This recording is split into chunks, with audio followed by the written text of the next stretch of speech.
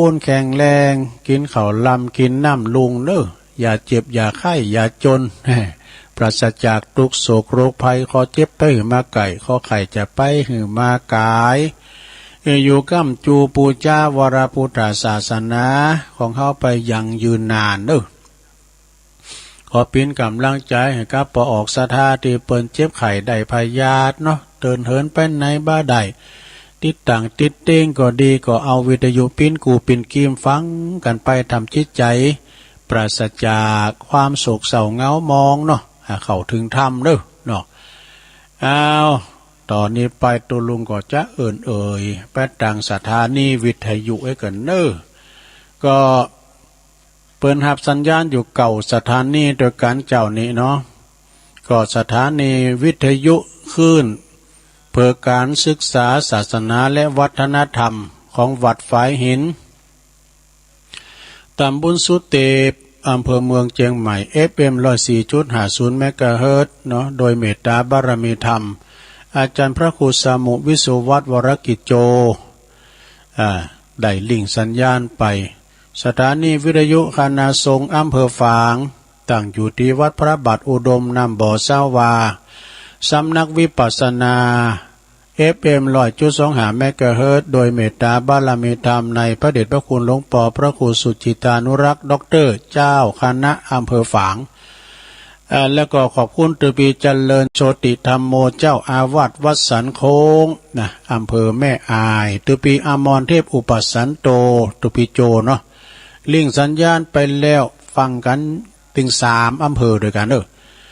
สถานีวิทยุแดนดินถิ่นล้านนาตั้งอยู่ที่บ้านโฮงโงตำบลนำบ่อหลงอำเภอสันป่าตอง FM 103.50 เมกะเฮิรตซ์โดยคุณรุจิสมบัติเงาคำก็ลิงสัญญาณเสียงดังฟังชัดที่สถานีวิทยุคลื่นธรรมะของชุมชนวัดห้วยตองซักตำบลขวงเปาอำเภอจอมทอง FM 98.75 เมกะเฮิรตซ์โดยเมตตาบารมีธรรมอาจารย์พระครูวาปีวรมานิชเจ้าอาวาสและก็ท่านพระอาจารย์ชวลิตชัยวังโสนะก็ลิงสัญญาณไปโซนไต่ฟังต่างเพลงมาละ2 โมงตี 2เนาะสถานีวิทยุมนต์เสียงธรรมตั้งอยู่ที่วัดบุพารามตำบลช่างเครื่องอำเภอแม่แจ่ม FM 106.25 เมกะเฮิรตซ์โดยเมตตาบารมีธรรมหลวงพ่อใหญ่หลวงพ่อพระครูมงคลวิสิทธิ์เนอะเจ้าคณะอำเภอแม่แจ่มขอบคุณท่านปลัดอุทัยถึง2อุทัยตัวเนอะสถานีวิทยุเน็กเนวเรดิโอ FM 96.75 เมกะเฮิรตซ์ตั้งอยู่ที่บ้านจงตำบลทุ่งกวาวห้างหุ้นส่วนจำกัดอนุสรณ์เรดิโออำเภอเมืองปานจังหวัดลำปางเนอะสถานีวิทยุชุมชนคนเหนือเขื่อนตั้งอยู่ที่บ้านดงดำอำเภอฮอด FM 90.75 เมกะเฮิรตซ์เนอะสถานีวิทยุเพื่อการศึกษาและพัฒนาอาชีพเรดิโอเน็ตเวิร์ก FM 103.00 เมกะเฮิรตซ์เนอะอำเภอเมืองจังหวัดลำปางโดยคุณอนุพงษ์ตาจีนะสถานีที่9สุดท้ายสถานีวิทยุเรดิโอเน็ตเวิร์ก FM 99.50 เมกะเฮิรตซ์วิทยาลัยเทคโนโลยีและการจัดการกฟผ.แม่เมาะลำปางเนาะและวันนี้วันศุกร์ก็ยังลิงสัญญาณอยู่เนอะเปิ้นจะลิงสัญญาณในวันพุธพัดศุกร์นะตั้งแต่ที่3ไปจาก FM 100.25 เมกะเฮิรตซ์น่านฟ้าเรดิโอนะโดยคุณลุงนิรันดร์ปันดอนตองเนอะสถานีที่เปิ้นมีบุญต่อโสตประสานหูเฮาไปหมดแล้วลงที่เปิ้นได้ลิงก์สัญญาณไปนำเอารายการธรรมะภาคภาษาย่องเนาะไปหาท่านผู้ฟังองค์คาโลงในเมืองในย่ำดังเด้อเนอะตัวลุงก็สุดวิสัยอาจจะปิ้นนั่นดังละดังละขอบคุณท่านอาจารย์วิศวัตรเนอะเจ้าอาจจะเกี่ยวกับเน็ตลุดจ้าอีกเนาะมันมีอุปสรรคเหมือนกันนะไฟดับจ้าอีกเนาะดังแล้วเนอะขอบคุณทางเจ้าหน้าที่เปิ้นแปลงเหรอละดังแล้วเนอะสถาเนอะ วันนี้นี่ศรัทธาญาติโยมทั้งหลายอากาศก็มอกพอให้พอดีพอหนาวสักเท่าใดอยู่ในห้องอันส่งนี่มันมีกระจกเนาะก็ยังชี้ว่าจะห้อนให้หน่อยนะ หมอกปอเนี่ยการออกไปตอนนอกก่อนหนาวเด้อมันลงเนาะลุมหิวนะลุมหิวนี่แปลว่าอย่างไงลุมโชยเนาะ ลุมโชยไหมเนาะก็จะหนาวเนาะวันนี้ก็มาปปักกันก็ตรงกับวันศุกร์เอาเหล่าเสาร์เอาหน่วยวันนี้วันศุกร์ที่4แล้วศรัทธาศุกร์ที่4ของเดือนกุมภาพันธ์อีก10 วันปะกันตีดอยนางแก้ว 14 กุมภาเนาะก็มาปบมาปะกันในรายการสัพเพเหระปกินนากะขอนลุงไก่แจงตุลุงจะเอาธรรมมาเทศมันจะเทศธรรมบรรยายณบัดนี้ในเรื่อง2 ดีนะ2 ดีนี่ก็เป็นดีนอกดีในดีนอกดีในเอกะนะก่อนอื่นนะก็ขอกราบขอบคุณในเมตตาบารมีธรรมครูบาอาจารย์ที่เปิ้นเคยอุปถัมภ์ห้องใจตุลุงก็ไปสนองงานครูบาอาจารย์โดยเมตตาบารมีธรรมอาจารย์พระครูสุคนทศรีละวิมลนะอาจารย์ชัยวัดเหมือนกันเด้ออันนี้เป็นเจ้าคณะตำบลท่าตุ้มวัดป่าตองคันธารามนะมีการไม่งานก็ห้องไปใจวันนี้ก็ไปสาบารมีธรรมนะครับเด้อปูนไปอยู่ป่าตองคันธารามตำบลตาตุ่มบุญาเจ้าคณะตำบลเปิ้นก็เกลือเดียวกับตุลุงเนี่ยแต่ว่าเปิ้นโบสถ์ตั้งแต่ปิ้นเน้นมาปิ้นครูบา แล้วเมตตาบารมีธรรมอาจารย์พระครูวิรุณสุตตการเจ้าคณะตำบลนครเจดีย์นะอันนี้เปิ้นอยู่วัดหนองสมณธาดาเปิ้นมีบุญคุณกับตุลุงไหวสานะครับเนี่ยพระแล้วก็มีพระสุคนบุญญากรอันนี้ก็เปิ้นปิ้นเจ้าคณะตำบลสันติสุขวัดทุ่งปุยนะวัดคันธารามทุ่งปุยก็ไหวสานะครับเด้อวัดของปลงบ้อยครับว่านะทุ่งปุยโอ้ผมกองเริ่มก่อนนี่เปิ้นมีการมีงานแต่ละเตือได้แข่งกองนี่อันพระมหาชาญชัยปท9 8แล้วเนาะ9แล้วก็เนาะลูกศิษย์ลูกหาของอาจารย์พระครูสุคนบุญญากรเนี่ยนะท่านมหาชาญชัยแล้วก็เมตตาบารมีธรรมอาจารย์พระครูสาธรวีรกิจเจ้าคณะตำบลตาวังเปล่าวัดสันควงคำอันนี้ก็มีใจกว้างเหมือนแม่น้ำปิงเด้อไหวสาบารมีธรรมนะครับเด้อตัวปีสำลานครับผมนะสงกรานต์ครับแล้วก็แถมตุนหนึ่งตีเปิ้นมีบุญคุณมีพันเนนหนักกาตุเจ้ามีเป็น10 ปลายบุญเมตตาบารมีธรรมอาจารย์พระครูสังวรยติกิจวัดใหม่น้องหอยบุญนะมีการแต่ละแต่ละทีพูดโท่มก่อนนี่ถ้ามันมีการมีงานคุณติมวัดติมว่าพี่น้องไตนักขนาด พออาจารย์ปนานปั้นเนาะก็เคยไปรวมงานกันมีการมีงานแต่ละนี่โต้เป็นแปลงวิหาร2 จั่นกันปุณนะพระสงฆ์องค์เนนไปก่อนหลายแล้วก็ศรัทธาเปิ้นก็กว้างนะก็ต้องการไฟสาครูบาอาจารย์หลายเนาะที่เปิ้นได้มีเมตตากับตุลุงมีการมีงานแต่ละครั้งแต่ละคราก็ได้ไปสนองงานครูบาอาจารย์กันไปเนาะอุไปมาบ่มเดี๋ยวนี้3 โมงกึ่งแล้วเลยเดี๋ยวกันเนอะตุลุงจะว่าทำกันเนอะอันนี้เป็นธรรมบรรยายในเรื่อง2 ดีนะสำหรับเทศในงานชาปนกิจศพนี่แล้วก็ทำบุญอุทิศให้ผู้วายชนนี่นะญาณสัมปันโนภิกขุก็ผูกละ25 บาททำเก่าแก่นะโลเนอร์นี่นะทำเก่าแก่ก็จะว่าไปจอดถึงเข่าไปถึง4 โมงเหมือนกันเนี่ยยาวเป็นว่ามันนะโลเนอร์เป็นทำกล่อมแต่มันยาวนะฟังไปมาก็กันเนี่ยนะเป็นทำโลทำปากทำมันจะได้โยนเสียงอย่างสักอย่างนะลองฟังก่อนเด้อ พรหมาจโลกามาเนาะนะโมตัสสะภะคะวะโตอะระหะโตสัมมาสัมพุทธัสสะนะโมตัสสะภะคะวะโตอะระหะโตสัมมาสัมพุทธัสสะนะโมตัสสะภะคะวะโตอะระหะโตสัมมาสัมพุทธัสสะสุสังละภะเตปัญญัน ตีอย่างนี้ตัดนี้ไปก็อู่กันแน่ลงเลยอู่กันไปณโอกาสบัดนี้อาตมาภาพก็จักได้แสดงพระธรรมเทศนาเรื่องสองดีเนี่ยเปิดอนุโมทนาในกุศลบุญยราศีทักษิณานุปทานกิจตีตันเจ้าพาพร้อมโดยญาติมิตรนะและก็ตันที่เคารพทั้งหลายที่นับถือทั้งหลายได้รวมกันมาบำเพ็ญอุทิศบุญกุศลไปหาผู้วายชนนะวันนี้ก็เป็นการแสดงออกอัปปัจจายนวิธีโดยสมควรแก่ญาติธรรมและก็มิตรธรรมทั้งหลายสำเร็จโดยกตัญญูกตเวทิตาคุณและก็สังฆะคุณตามจริตประเพณีตีตันสาธุชนได้ประพฤติปฏิบัติเนอะ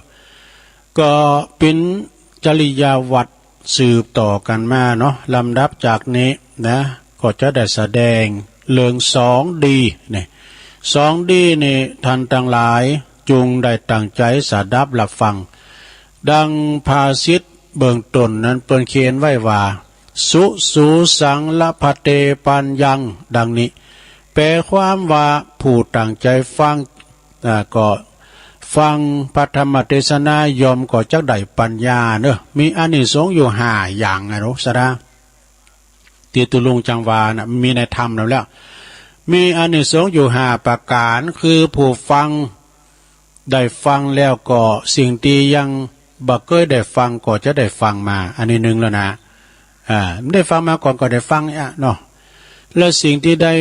ฟังมาแล้วแต่ก็ยังบ่เข้าใจชัดเจนแจ่มแจ้งก็จะได้เข้าใจชัดเจนแจ่มแจ้งแถมนะอันนี้เป็นสอง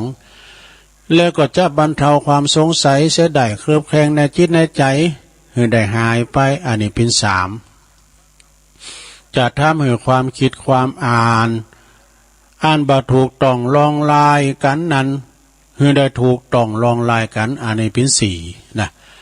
จิตใจของตันผู้ฟังยอมเบิกบานบริสุทธิ์ผ่องใสอันนี้เป็น5ดังนี้เด้อมี5อย่างนะสะท้าฟังไปเถอะฟังไปรับไปลงฉะนั้นในการได้สดับรับฟังพระธรรมเทศนาเนี่ยจึงนับว่าเป็นมหากุศลอันยิ่งใหญ่อีกประการหนึ่งนะสะท้าบ่น้อยไปกว่าการหืดทานรักษาศีลภาวนาเด้อก็โดยเหตุว่าผู้ที่จะได้หืดทานก็ดีรักษาศีลก็ดีภาวนาก็ดีก็เนื่องมาจากการได้สดับรับฟังธรรมมาก่อนเนี่ยนักเทศน์เพิ่นจะได้อธิบายเกี่ยวกับการต้านพิจจะฮือภาวนาพิจจะฮือเอกะรักษาศีลพิจจะฮือเอกะนะจึงทำให้ผู้ฟังนั้นได้โหระเบียบและก็เกิดปัญญาหูดถึงบาปบุญคุณโทษอันประโยชน์และปัจจัยประโยชน์นี่อันเป็นอันใดโกนอันใดบ่โกนแล้วจึงมาบำเพ็ญกุศลหือทานรักษาศีลแล้วก็เจริญภาวนาเด้อดังพุทธภาษิตที่ในมงคลสูตรเปิ้นกล่าวไว้ว่ากาเลนะธรรมสาวานังเอตัมมังกลมุตตมันติซึ่งแปลความว่าการได้สดับรับฟังธรรมตามกาลเวลาตามกาลนี่นะจัดเป็นมงคลอย่างสูงสุดดังนี้เนี่ยฉะนั้นผู้ที่บ่เคยฟังธรรมมาก่อนเลยจะได้เลยจะไปรักษาศีลหือทานภาวนานั้นก็จะทำได้แบบได้อย่างผิดถูกฉะนั้นก็เฮาได้ฟังธรรมมาก่อนเนาะเหมือนดังคุณที่เปิ้นบ่ฮู้ทำได้แต่บ่ชัดเจนถูกต้องแต่ว่าการที่หือทานรักษาศีลและภาวนานั้นก็จะต้องปฏิบัติตนอย่างใดพ้องนี่นะทำจิตใจอย่างใดจึงจะถูกตามแบบเป่านะอันนั้นอันนักปราชญ์นะนักปราชญ์บัณฑิตเจ้าทั้งหลายเปิ้นปฏิบัติกันมาเนี่ยฉะนั้นญาติโยมท่านผู้ฟังทั้งหลายจงตั้งใจฟังให้ดีดังจะได้เทศนาต่อไปในเรื่องของสองดีคำว่าดีนั้นมีหลายอย่างเนอะศรัทธา แต่ในที่นี้ก็หมายถึงความเจริญดีในหมายความเจริญดีในก็หมายความน้ำอย่างนี่คือมันคุ้มเอาแพทได้หน่อยไหม อันนั้นดีอย่างได้ความถูกต้องปิ้นตีนิยมนะความดีนี่นะความถูกต้องปิ้นตีนิยมสมสอบของนักปราชญ์บัณฑิตผู้หูเด้อคุณในสมัยแต่ก่อนนะคุณในสมัยก่อนเวลาเปิ้นจะมีงานบุญงานกุศลเป็นต้นว่างานมงคลนะอันเป็นงานมงคลเปิ้นก็จะได้เสาะหาแต่สิ่งดี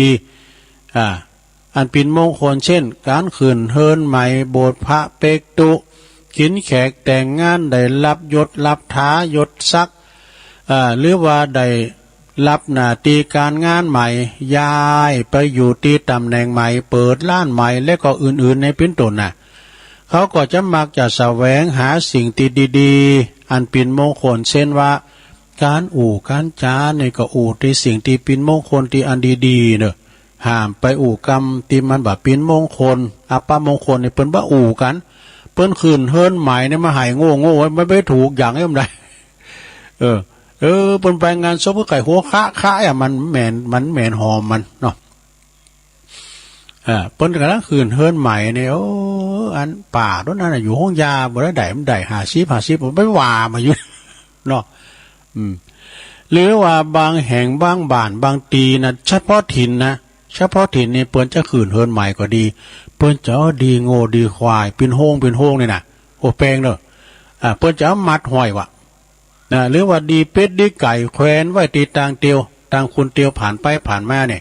เช่นว่าที่ประตูต่างเข่าต่างออกก้านี่ท่านนี้ก็เปิดว่าจะหือคุณเดินทางไปหันแล้วก็เอาโหไปถิ่มไปตำใส่โหอันนี้เพื่อนยังมาหอยไว้ดีน่ะโอ้เขาถ้าอย่าลืมบ่ะมีเสียมีเขียมไปไปใจอยู่ได้ตัวดีถึงโฮงกันได้นะการว่าเปิ้นโหไปถิ่มไปตำใส่นะนาทีเปิ้นแขวนไว้อยู่นะเขาก็จะได้เลี้ยวปีกมาพอว่าโอ้อันนี้มันเป็นดีโดนี่นะจะได้เปล่งว่าจ้าว่าออกมาว่าดีเนี่ยดีทั้งนั้นเนี่ยท่านนี้ก็เปิดว่าจะเอากรรมอูที่ว่าดีนั่นนะเอามาปิ้นนิมิตหมายแห่งความดีนั่นเองนี่อันกรรมว่าดีนั้นไผก็ต้องการมีไว้กับเนื้อกับโตนะส่วนกรรมว่าบ่ดีนั้นโอ้ไผก็ไม่ไข่ปะก็แฮเนาะไผก็บ่ต้องการปิ้นแน่นอนเนาะยกเว้นแต่ดีโง่ดีควายเต่าอ่านเด้อเนี่ยเขาเอาไปใส่ลาบใส่สาใส่แกงเขาว่าลำดีอย่างอันนี้เพิ่นเขียนไม่ได้นะลุ้มจะแต่งเด้อเขาว่าลำดีอย่างอันมันคุ้มจอมหลอมไว้ดอกมันเขียนไม่นะ อันนี้ก็เป็นเรื่องของดีเนาะดีอย่างหนึ่งนะ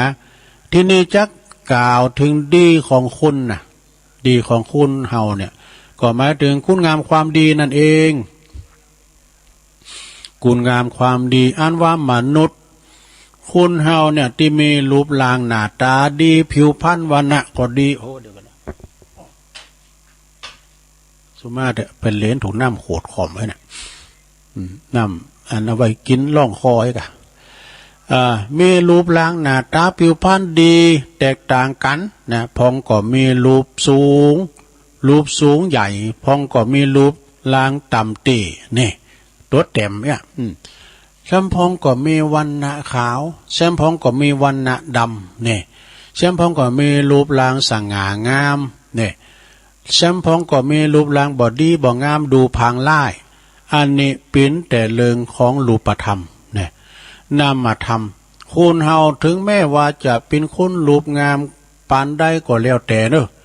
ถ้าหากว่ามีจิตใจ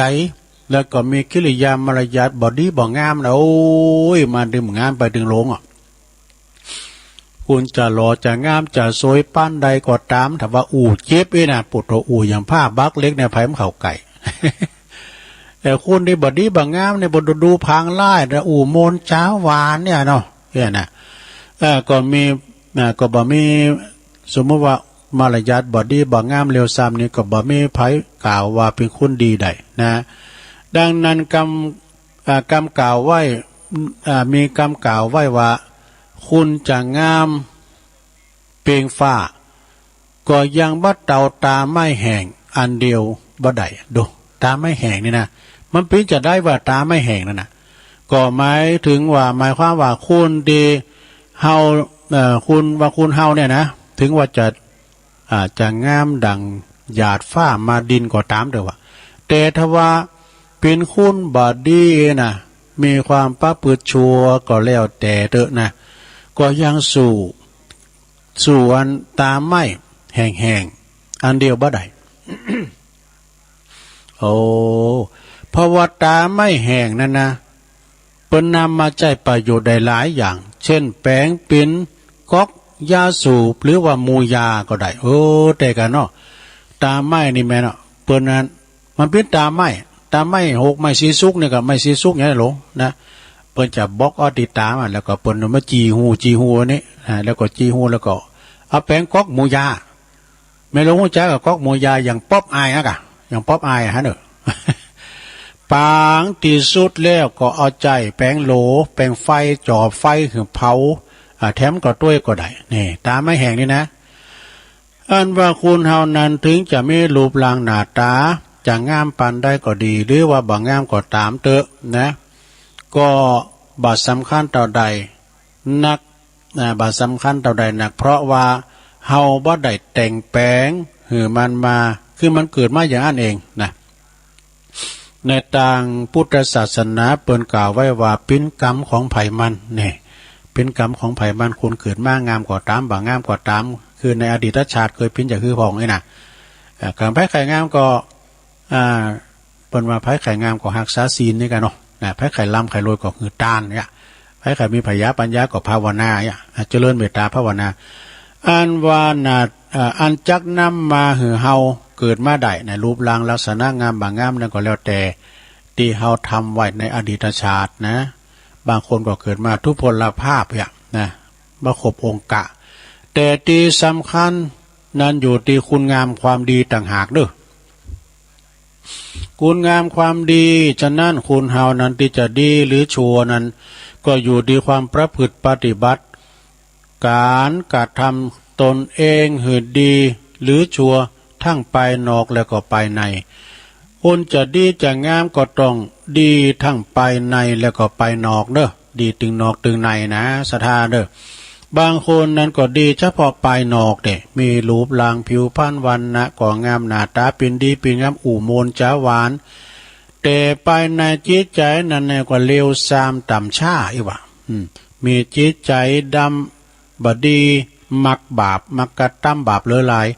อ่านว่าฐานที่ว่ามาดำนะฐานที่เขาคุ้มนะคุ้มฐานในว่าดำนะแต่ใจคนที่ว่านั้นยังดำยิ่งกว่าฐานอีกว่าดูคนแบบนี้มันตึงบ่มีศีลบ่มีธรรมไม่ดูบ่มีเมตตาบ่มีกรุณาบ่ฮู้จักบาปบุญคุณโตดบ่ฮู้จักคุณพ่อคุณแม่พ่อแม่เลี้ยงใหญ่มาแล้วพ่อแม่เลี้ยงใหญ่นากาบ้านปีกาค้าแข็งแล้วก็กันจะยิอันยังบ่ดีบ่ถูกแบบบ่แม่นนี่นะพ่อแม่สั่งสอนตึงบ่ได้วะตึงบ่ได้มันเถงป๋องเถงกำบ่ตกฝากว่าดูลุ้นในแล้วไอ้แม่เขาเกิดลุ้นหยางลุ้นคุดเหมืองแตนย่าไอ้แม่เขาแล้วลูกเดินได้เกิดมาเนี่ยป๊บรถแมคโครนะคุดคนเดียวนะ มันว่าไปปูน่ะได้ยุคนี้มันยุคหยังเพิ่นขึ้นไปโลกพระจันทร์แล้วจะไปเถงตดจบพ่อสี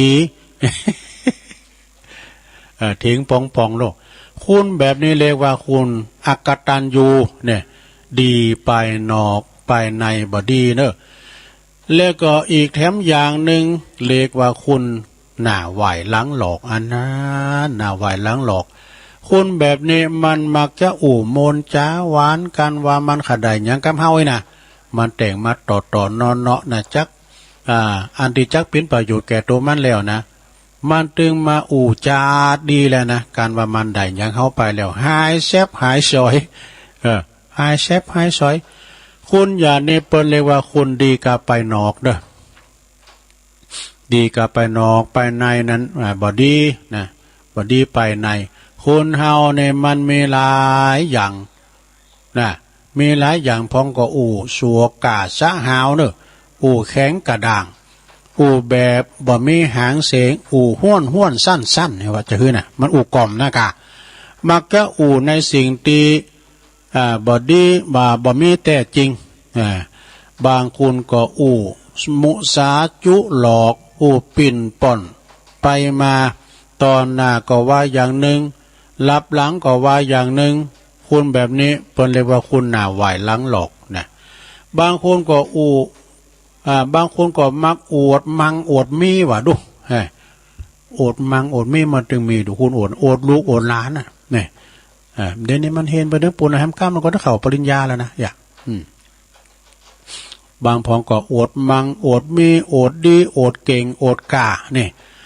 อู่ไปซับปะละปะทะหาแก่นสารบ่ได้บางคนก็มักจะอู่กำหยาบบางคนก็มักจะอู่เลยเปื่อยไปเนี่ยฟังถึงบดีเอาสักหน่อยนี่เป็นกำเบากำคุมกำโขเอาเปิ้นมาเล่าหน้าจ้าขวัญนี่คุณตีคุณห้องกันว่าปู่ลุ่มหลงหลังได้ตัวลุงเนี่ยกะปู่ลุ่มหลงเนี่ยโอ้มาได้ตัวเก่าเนี่ยบางคนก็สอบเยะหือเปิ้นได้สะดุ้งตกใจว่ะมันมีดุษดาสัมติเฮานางอยู่ดีๆเนี่ยว้ามาอยู่จี้กี่ครั้งนะว้ามันจะตกใจบ่ตัวน้าบุญโดนศอกนักกันน่ะมันก่อนนี่มีด้วยกุ๊กกี้กว่าเปิดจั่วน้อยเปิดจั่วหลอนกุ๊กกี้กว่าบางคนก็สอบเก็บเอากำเนื้อไปเล่ากำไตนี่กำบ่มีก็แป้งใส่กำบ่ใหญ่ก็แป้งหาหือคุณได้พิษพ้องเทงกันพิษมาเดินนั่นปนปีนี่อันนี้เรียกว่าวาจาบ่ดีนะอู่กำสนกำสอรอของเปิ้นพิษกันโพเมเปิ้นอยู่กันดีๆมึงหูกาแต่ว่ามันเอารถเครื่องต่างกันไปนั่นใส่ชุดแดงให้เฮ้ยเนี่ยเอาแล้วเมเปิ้นก็เลยพิษใจแหละมาพิษกับโพทำไมนะฉันพองก็ทำดีมันได้ดีนะเหมาะทำดีมันถูกตีก็โพมันยังดีอยู่ไปเจอกรรมพี่น้องชาวบ้านเมืองย่างเอาทางไปบนขึ้นมาเนี่ยทำมหาวิบากนี่ถ้าหายก็หายโว้ยกะกรรมทำแบบปูจาทำดิตุลุงก็ทำไปกรรมทำขืนเฮินมาตองย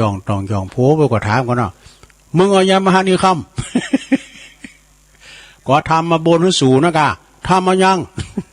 ทำมหาวิบากนะคือมึงใครคือกูตายกะโอ้ก็ปั้นบนให้อยู่ดีมีโชคลู่กรรมตัวลุงทองเลยนี่นะบางคนนั้นก็หันเปิ้นคนอื่นได้ดิบได้ดีนะเปิ้นได้ยศได้ซักเนาะหัน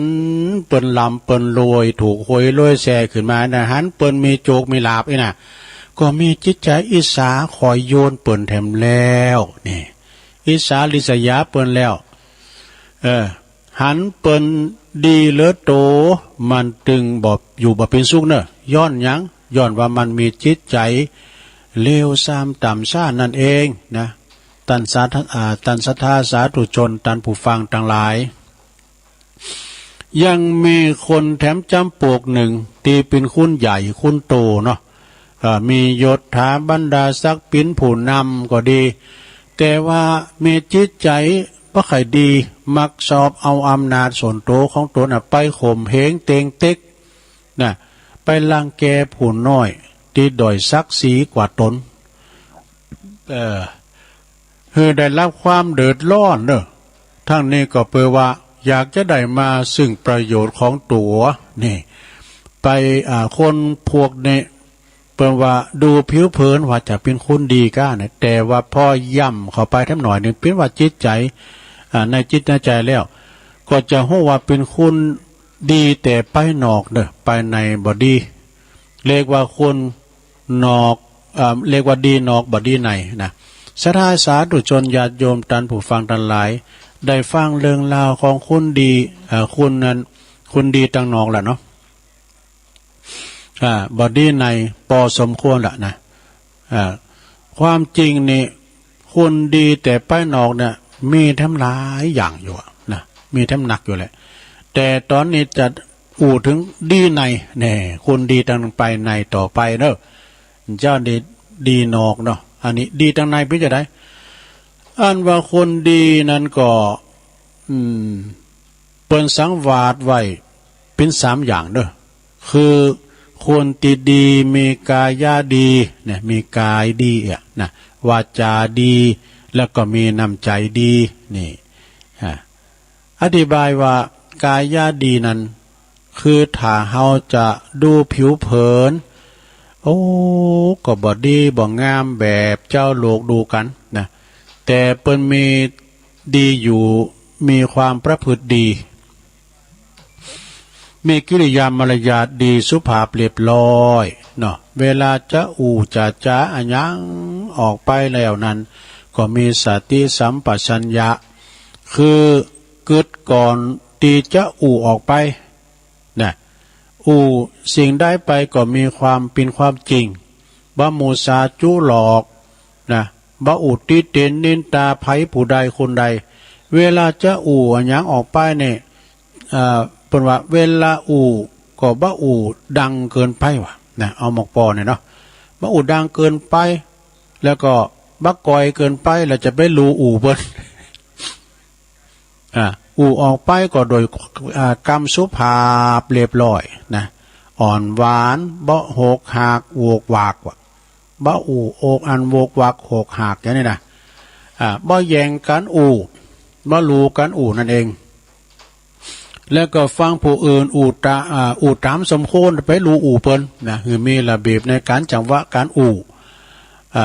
บ่ใจว่าเมื่อว่าลงการกันแล้วปุตโตเก่าเมาไว้หมดเลยก่อมใจไปแบ่งเป็นพ้องไอ้น่ะเนาะอันคนอื่นจะได้ได้จ้าพ้องไอ้น่ะศรัทธาสาธุชนญาติโยมทั้งหลายอันว่ากรรมนี่มีทั้งคุณและโทษนะกรรมของเฮานี่นะการเฮาออกไปเตอเนี่ยเฮาเป็นนายมันอยู่การเฮาไปแล้วมันเป็นนายมันหลังเป็นเราที่อื่นก็มันหลังเอาไปเหินได้หูถึงหูคุณที่เฮาเรามันเดี๋ยวมันมาวางเฮาไปกันเอาแล้วอยู่เป็นสุขแล้วมันเป็นนายเฮาแล้วฉะนั้นเฮาจะยั้งออกไปเนี่ยโกนระมัดระวังนะลงเด้อโกนระมัดระวังอีกคำเขาวานนะมึงไปยืมสตางค์ไปเหตุว่าถ้าบัถูกบ่แม่นอาจจะนำความหายนะมาให้แก่ตนเองเด้อนี่อันวาจาเหรอวาจากำนี่นะเปิ้นกล่าวไว้เพียงนิดหน่อยต้องอ่านเด้อต่อไปก็จะขอเรื่องจิตใจแล้วเรื่องจิตใจซึ่งเป็นเรื่องงานภายในนะตามลำดับเนาะชนะได้ยินแบกกาวพอก่อนโคตรหนูน่ะนะหนูก็นักแต่เนอะสถานตังบุญโคนเลยนะห้องส่งเนี่ยยาวไปถึงห้องน้ำปุ่นนะมันมองสนามบอลมันเนี่ยถ้าโตมอกแมวเนี่ยเนอะแต่เป็นอย่างไรมันก็เป็นกูเฮาอยู่เนี่ยเนาะมันก็ใครออกอากาศก้าครบปะเนี่ยโคตรอันว่าคุณจะดีนั้นก็ดีไปนอกทั้งไปนอกไปในเนอะนะตึงไปนอกไปในอันว่าใจก็เหมือนกันเนอะเป็นของลี่ซอนอยู่ไปในบางคนนั้นเป็นว่าหันหน้าบ่หันใจเนี่ยเฮ้ยอันว่าคุณดีนั่นเนี่ยคุณจะดีนั่นเนี่ยเป็นก็ว่าก็ดีโดยทั้งไปนอกแล้วก็ทั้งไปในนะดีตึงกายตึงใจอันว่าใจก็เหมือนกันเนอะเป็นของลี่ซอนอยู่ไปในคุณบางคนเป็นบอกว่าหันหน้าบ่หันใจดังตีว่าโดยใจโดยนำใจเนาะใจในสำคัญมากหนักเนอะใจเป็นนายกายเป็นเบาหับใจนะใจต้องสั่งกายไปนะการมันสั่งไปแล้วเนี่ยปุ่นปุ่นแจกของมันไปแล้วไปนะขามันก็เก่าไปเลยนะมันเป็นนายเนี่ยเนาะเป็นนายกายเนี่ยปุ่นเปิ้นไปขึ้นลำใหญ่เยี่ยมไปแล้วรางวัลไหนไปอันนี้เนี่ยมันเป็นผีที่รับรองของใจเป็นนายกายเป็นเบาเนาะเปิ้นว่าอย่างอันนะอันคุณที่จะดีนั้นต้องมีดีมีศีลมีธรรมนะลงเด้อมีเมตตาต่อคนอื่นนี่มีพรหมวิหารธรรม4มีเมตตาคือหันคนอื่นได้รับทุกข์ ก็มีเมตตาช่วยเหลือให้เขาได้พ้นจากทุกข์ในหลวงเด้อถ้าไผเป็นถ้าไปคนใดมีเมตตามีกรุณาอยู่ในจิตในใจแล้วจะรับก็เป็นสุขตื่นขึ้นมาก็เป็นสุขไปทิศแห่งหนตำบลใดก็มีผู้ฮักใคร่อินดูนะอันว่าเมตตาเนี่ยแปลว่าความรักใคร่บริสุทธิ์ว่าใจหักแบบสาวๆหนุ่มๆกันนะอันมีกิเลสมาเจอปนอันนี้หักแบบปอแม่หักลูกเนอะนะหักแบบปอแม่หักลูกมีความหักอันอินดูเช่นมีญาติพี่น้องเปิ้นเมาตุกเมายากเมากันเมาอยากมาหายนะหรือว่าเขาได้รับเคราะห์กรรมมาถูกมาต่องก็ดีหรือว่าคนที่เป็นเจ็บป่วยเมื่อยไข้มาเนาะควรที่จะช่วยเหลือตามอันสมควรเนอะหรือว่าเขามีกรรมอันใหญ่มาถูกเปิ้นจี้มีเปิ้นว่าถูกเปิ้นจี้โตดใส่ที่เปิ้นมีพิษนี่เนาะเปิ้นจี้โตดใส่ก็ดีก็สมควรที่พอก้อยดูแลช่วยเหลือเขาเนอะคือเขาได้พ้นจากทุกข์ตามอันจะช่วยเหลือตามที่เขาจะช่วยเหลือได้นะอีกแถมประการหนึ่งนะลงเนอะหันสัตว์ตัวน้อยตัวใหญ่ได้รับทุกข์ทรมานก็คือมีเมตตาช่วยเหลือเฟื่อฟายคือเขาได้พ้นจากทุกข์ทรมานนะผู้ใดมีเมตตาอยู่ในจิตในใจย่อมมีความสุขมีความดีอยู่ภายในเนอะลงเนอะมีเมตตานี่นะเรียกว่ามีดีดังในดังนี้เนอะทัดตอนนั้นไปก็เรียกว่ากะรุณาเนี่ยก็คือหันคุณก็คือว่าคุณมีใจเฟ้อเพ้อแผ่นะเปิ้นมนุษย์ลมทุกข์ลมสุขทุกคนนะเพลินลมเกิดแก่เจ็บตายมีกรุณาเผื่อแผ่ให้เขาได้พ้นจากทุกข์ได้รับความสุขทั่วหน้ากันนะถ้าตอนนั้นมาก็คือมุทิตาเนอะสถานเนอะมุทิตานี่แปลว่าโอ้พลอยยินดีกับเขาเนอะเปิ้นได้ยศถาบรรดาศักดิ์เปิ้นถูกหวยลอยแซ่โอ้เดียวมึงเขาก็ทุกมามุนเลยเอาไปใจหนีใจศีลเหแล้วก็แล้วนั้นก็เอาไว้เป็นทุนให้ลูกให้หลานเฮ็ดน่ะอันนี้มันเรียกว่ามุทิตาเนาะถ้ามันก็ชิบหายมันเกิดปนในมันชิดอิจฉาเปล่าเนาะคือหันเปิ้นคนอื่นได้ดีแล้วก็พลอยยินดีไปโดยในลงเด้อจะไปคอยโยนเปิ้นมีตนว่าหันเปิ้นอยู่สุดอยู่หันเปิ้นได้ดีอยู่ดีกินดีนะมีฐานะล่ำรวยหรือว่าเปิ้นมีโจกลาภเนาะได้รับยศรับศักดิ์มียศถาบรรดาศักดิ์เพิ่มขันขึ้นไปได้ดีได้ดีก็บ่มีกรรมอิจฉาคอยโยนเปิ้นมีแต่ความจุ่มจื่นยินดีกับเปิ้นนี่นะบุคคลใดมีใจอย่างนี้นักปราชญ์เก่าจี้ว่าท่านนั้นเป็นผู้ที่มีมุทิตาอยู่ในใจเนอะมีดีอยู่ภายในดังนี้เนอะศรัทธาเนอะศรัทธาญาโยมทั้งหลายการคุณเฮาจะดี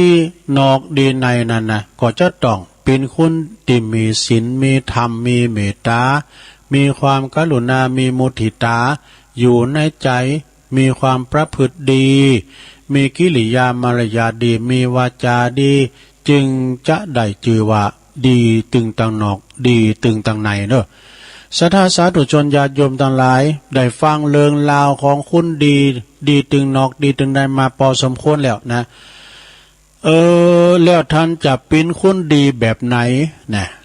พระจะดีแบบไหนลองว่ามาล้อเนาะหรือว่าจะดีตึงนอกดีตึงในอย่างที่เฮาฟังกันนี่นะฟังน้ำฟังธรรมดีตึงนอกดีตึงในหมดศรัทธาเอ้ยเนาะเป็นคนดีตึงนอกดีตึงในตึงไปในไปนอกจิตใจก็ดีโดยนะขอให้ท่านได้พิจารณาตนเองนะถ้าท่านดีตึงไปในไปนอกแล้วก็เท่ากับว่าท่านเกิดมาบ่เสียจัดเกิดเนอะเป็นผู้ที่มีจิตใจดีมีโชคลาภอันมหาศาลท่านจะได้ไปบ้านใดเมืองใดก็จะมีแต่คุณฮักคุณเคารพนับถือเป็นปูชนียบุคคลนะหลวงเนอะ โดยเหตุนี้โดยเหตุที่ว่าท่านเป็นคนดี ดีติวาดีติวานี่ก็คือด้วยคุณงามความดีนั่นเองตันจะเป็นผู้ที่ลำโลยโดยทรัพย์สมบัติอันเลิศยิ่งกว่าทรัพย์อันที่อยู่ภายนอกนะทรัพย์ภายในโลกของเฮานี่นะทางปวงพอดีโดยดีทางภายในของเฮาศรัทธาสาธุชนญาติโยมทั้งหลายอาจจะยังสงสัยว่าสมบัติยังล่ำเลอปะล่ำปะเลออีดูถึงกับดีเลิศปานนั้นท่านผู้ฟังทั้งหลายบางตันก็จะมีบ้านมีเฮินมีตึกใหญ่โตละโหฐานนะเป็นหลายๆ10ชั้นก็ตามเด้อมีตีดินเป็นหมื่นเป็นแสนไหมีรถยนต์เนาะเดี๋ยวกันเนี่ยไปโทรมาเถอะมีรถยนต์นะมีรถยนต์มีเงินมีทองฝากไว้กับธนาคารมหาศาลแต่ทว่าสมบัติเหล่านั้นเนี่ยมันบัจจัยเป็นสมบัติแน่แต่เก่นแต่เป็นอนิจจังเหมือนกันเนอะเป็นอนิจจังบ่หมั่นบ่เตงทรัพย์สินไปนอกเฮานี่นะอีกบ่เมื่อบ่นั้นมันก็จะพลัดพรากจากเฮาไปเป็นของคนอื่นอย่างนั้นก็ดังกรรมปีเปิ้นว่าสมบัติผลัดการชมเมื่อเฮาล่วงลับดับขันตายไปแล้วเขาของสมบัติทั้งหลายก็เอาไปโดยไม่ได้สักอย่าง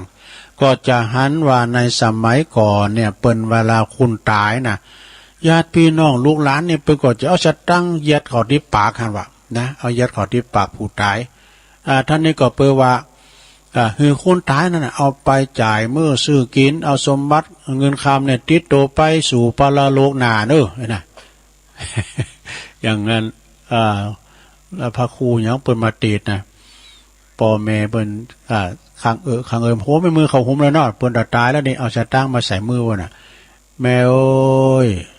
การมันไปเกิดไปข้างเปิ้นเก็บตังค์ผ่านได้ไหนก็จ่ายเปิ้นแม่เด้อ เอาเงินใส่อันนั้นใส่มือ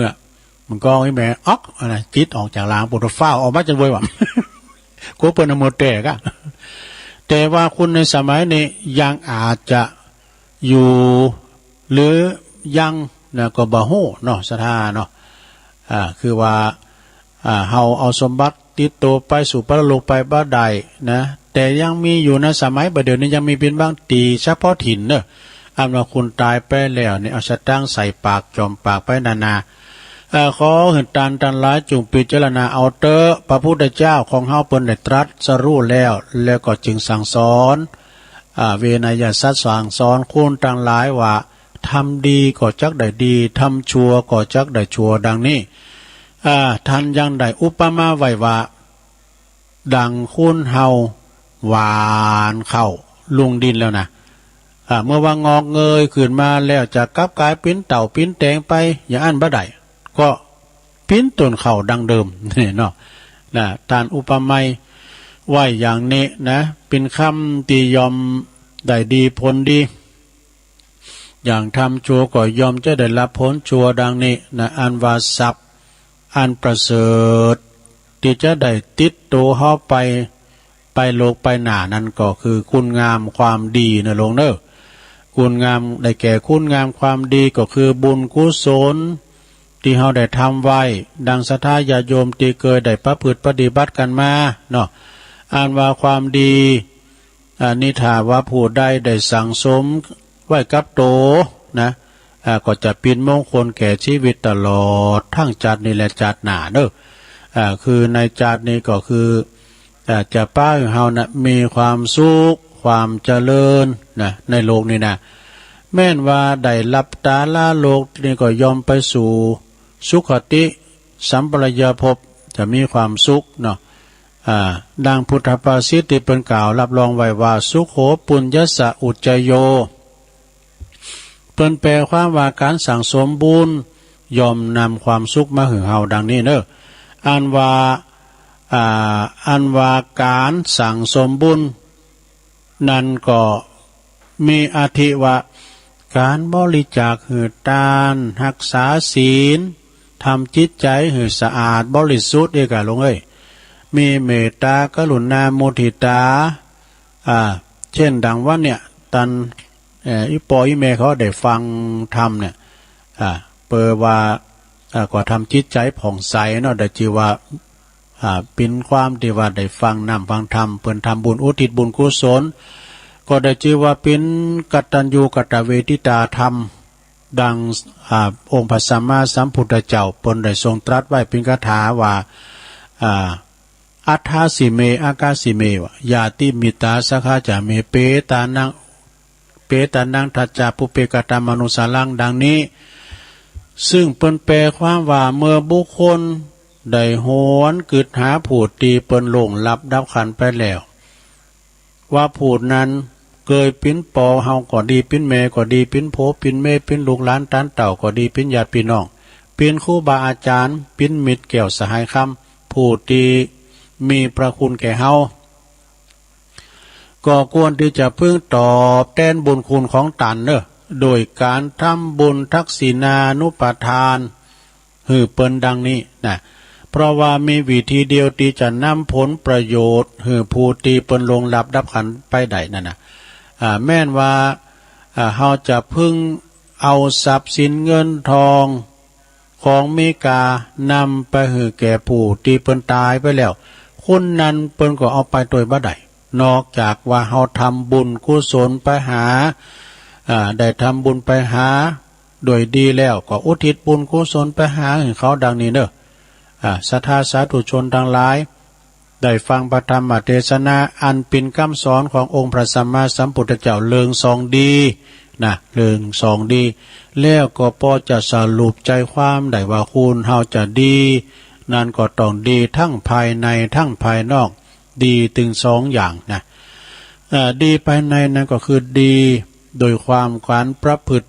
แล้วก็มารยาทดีวาจาดีส่วนดีภายในเจ้าดีภายนอกส่วนดีภายในนั่นก็คือดีมีน้ำใจดีคือ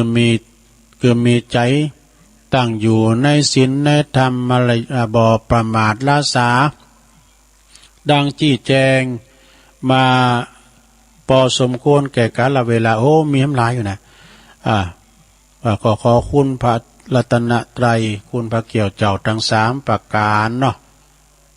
คุณพระเกี่ยวเจ้าทั้งสามประการคือมีตั้งใจอยู่ในศีลในธรรมบ่ประมาทละสาดังได้ที่แจงแสดงมาสุดท้ายนี้ก็ตุลุงก็ขออธิษฐานอ่างอิงเอาคุณพระศรีพระรัตนตรัยคุณพระเกี่ยวเจ้าทั้งสามประการโดยพระบาลีหารว่าอัปปมาโนพุทโธอัปปมาโนธัมโมอัปปมาโนสังโฆพระพุทธเจ้าพระธรรมเจ้าพระสังฆเจ้ามีคุณอันหาที่สุดหาประมาณบ่ได้เอเตนะสัจวเจนะโสติโหนตุสัพพทาขอเดชอำนาจสัจภาสิทธิ์ที่ได้กล่าวมาอ่างเอามานี่นะขอคุณพระรัตนตรัยและก็สิ่งศักดิ์สิทธิ์ทั้งหลายในสากลโลกนี้จงมาประชุมกันพร้อมเพรียงกันมาได้มาดลบันดาลให้ศรัทธาสาธุชนญาติโยมพุทธบริษัททั้งหลายจะได้พ้นเสียจากเคาะปีเคาะเดินเคาะวันเคาะยามเคาะเมื่อรับเมื่อตื่นนะเมื่อคืนบ่หันเคาะเมื่อวันบ่ฮู้เคาะเมื่ออยู่เมื่อไปนะสัพพโรคสัพพโศกสัพพโลกสัพพภัยจุงระงับดับหายกับไฟไหลไปกับน้ำนะดังที่ได้เทศนามาก็พอสมควรแก่กาลเวลานอกก็ขอสมมุติหยุดที่ลงปรุงไหวเพียงเต่าอีเอวังก็มีด้วยประกาศนีสาธุสาธุสาธุเอาสองดีจบไปลงเอ้ยสองดีนี่นะจบไปแล้วนะก็เป็นถ้ำที่ยาวไปหน่อยเนอะศรัทธาเนอะยาวไปละเจ้านี่ทางซ้ายน้องหลงทางซ้ายทั้งพี่เปิ้นโทรมาโซนไต่บาดังจ้ะถ้าโซนไต่บาดังก็ไหลมาตีคืนของนำบ่อลงเนอะคือนำบ่อลงนี่ดังชัดเจนเพราะว่าตุลุงสแตนบายเปิดก้อยๆไว้ตั้งหลังนี่เนาะ ก็ต่อไปก็ขอประกาศข่าวสารงานบุญสักหน่อยเนาะธรรมยาตราเพื่อการศึกษาของท่านพระมหาสมชาติชาตปัญโยวันนี้ก็คงจะเดินทางเข้าไปสู่อำเภอเจียงของแล้วเนอไผป้าไปหารก็ทำบุญกับเปิ้นใดเนอนะทำบุญกับเปิ้นใดต่อไปก็ประกาศข่าวสารงานบุญเนอศรัทธาเนอวันที่5 ถึง 10 เมษายนเนอ65นี่นะเปิ้นจะมีงานออกเมนพระราชทานเพลิงศพหลวงพ่อท่านพระครูกิติยานพิสิทธิ์ตุนาเกิดนะตุนาบุญเกิดกิติยาโนอายุเป็น84 ปีละเปิ้นเป็นอดีตเจ้าอาวาสวัดมะครับทองไร่ดงตำบลน้ำดิบอำเภอป่าซางเนอพร้อมด้วยคณะสงฆ์ก็จะได้ไปโลมกันนะทำบุญโดยมีอาจารย์ประสิทธิ์มณีวันนี่โอ้เปิ้นเป็นเจ้าภาพใหญ่ด้วยเนาะก็ไปกินไปตานโดยการเนอ5 ถึง 10 เมษายนปุ่นนะที่วัดมะครับทองไร่ดงวันที่14 เมษายนนะก็เปิ้นจะทำบุญฉลองการ์ดต่างเจ้าอาวาสวัดฉางข้าวน้อยเหนือตำบลป่าสร้างอำเภอป่าสร้างจังหวัดลำพูนและเปิ้นจะมีการฉลองพระฐานานุกรมนะแล้วก็ฉลองปริญญาโดยเมตตาบารมีตามอาจารย์พระบดิกาไพฑูรย์ขันติทโรเจ้าอาวาสวัดฉางข้าวน้อยเหนือเนอไปรวมทำบุญมุทิตาจิตกับเปิ้นเนอพระจะไปเปิดโรงทานหับสังก็ติดต่อเปิ้นได้9 กุมภาไก่มาละ65เปิ้นจะมีงานประเพณีสงน้ำอาบน้ำประทาที่วัดหนองยาวอำเภอเวียงป่าเป้าจังหวัดเชียงรายประสงค์จำนวน20 รูปเจริญพระพุทธมนต์เนอะก็ตรงกับ8 คำหนาเนี่ยกันเนาะท่านพระมหาสมชาตินันทธรรมิโกเจ้าอาวาสเนอะวัดใหม่พัฒนาอำเภอดอยหล่อนี่ก็วันที่15 เมษายนวันพยาวันบดีเนอะเปิ้นก็จะมีการอบรมสมโพธิประธานใหม่เปิ้นเนอประธานที่ต่างมาเต่ากับ50 ปีของการต่างวัดแล้วก็วันที่17 เมษายนนี่ก็เปิ้นจะมีการยกยอดชัดบรรจุหัวใจประธานโดยเนองานบุญใหญ่เนอฉลองประธานโดยในเมตตาบารมีตามอาจารย์พระครูสถาพรพัฒนารังสีเจ้าคณะตำบลยางครามเจ้าอาวาสวัดใหม่พัฒนาเนออำเภอดอยหล่อเฮาวันที่14ก็จะไปลืมกันเนอสถานเนองานตานโต๊ะตานต่างเก้าอี้มานางดีดอยนางแก้วนะแล้วก็เพิ่นจะมีการตานผ้าป่าดอกเฟื่องฟ้าโดยก็ไปลงทำบุญกินต้านเวลาบ่าย 2 โมงจะมีการเปิดป้ายด้วยนะจะต้านป้ายดอยนางแก้วโดยคุณแม่การดาศรีเนตรก็ไผจะไปลงทำบุญก็เชิญเนอะนะตัวลุงเขาจะไปวันที่12จะไปนอนตั้งแต่วันที่12ไปนะ12 13 14งานนี้ก็ได้รับเมตตาจากท่านพระครูสมุวิสุวัฒน์วรกิจโจทีมงานถ่ายทอดเสียงนอกสถานที่ตุปิหนุ่มนะนำทีมไปแล้วก็วันที่18 19 20ก็มีนาบุญนะก็จะมีงานยกยอดชัดสมโพธิเจดีย์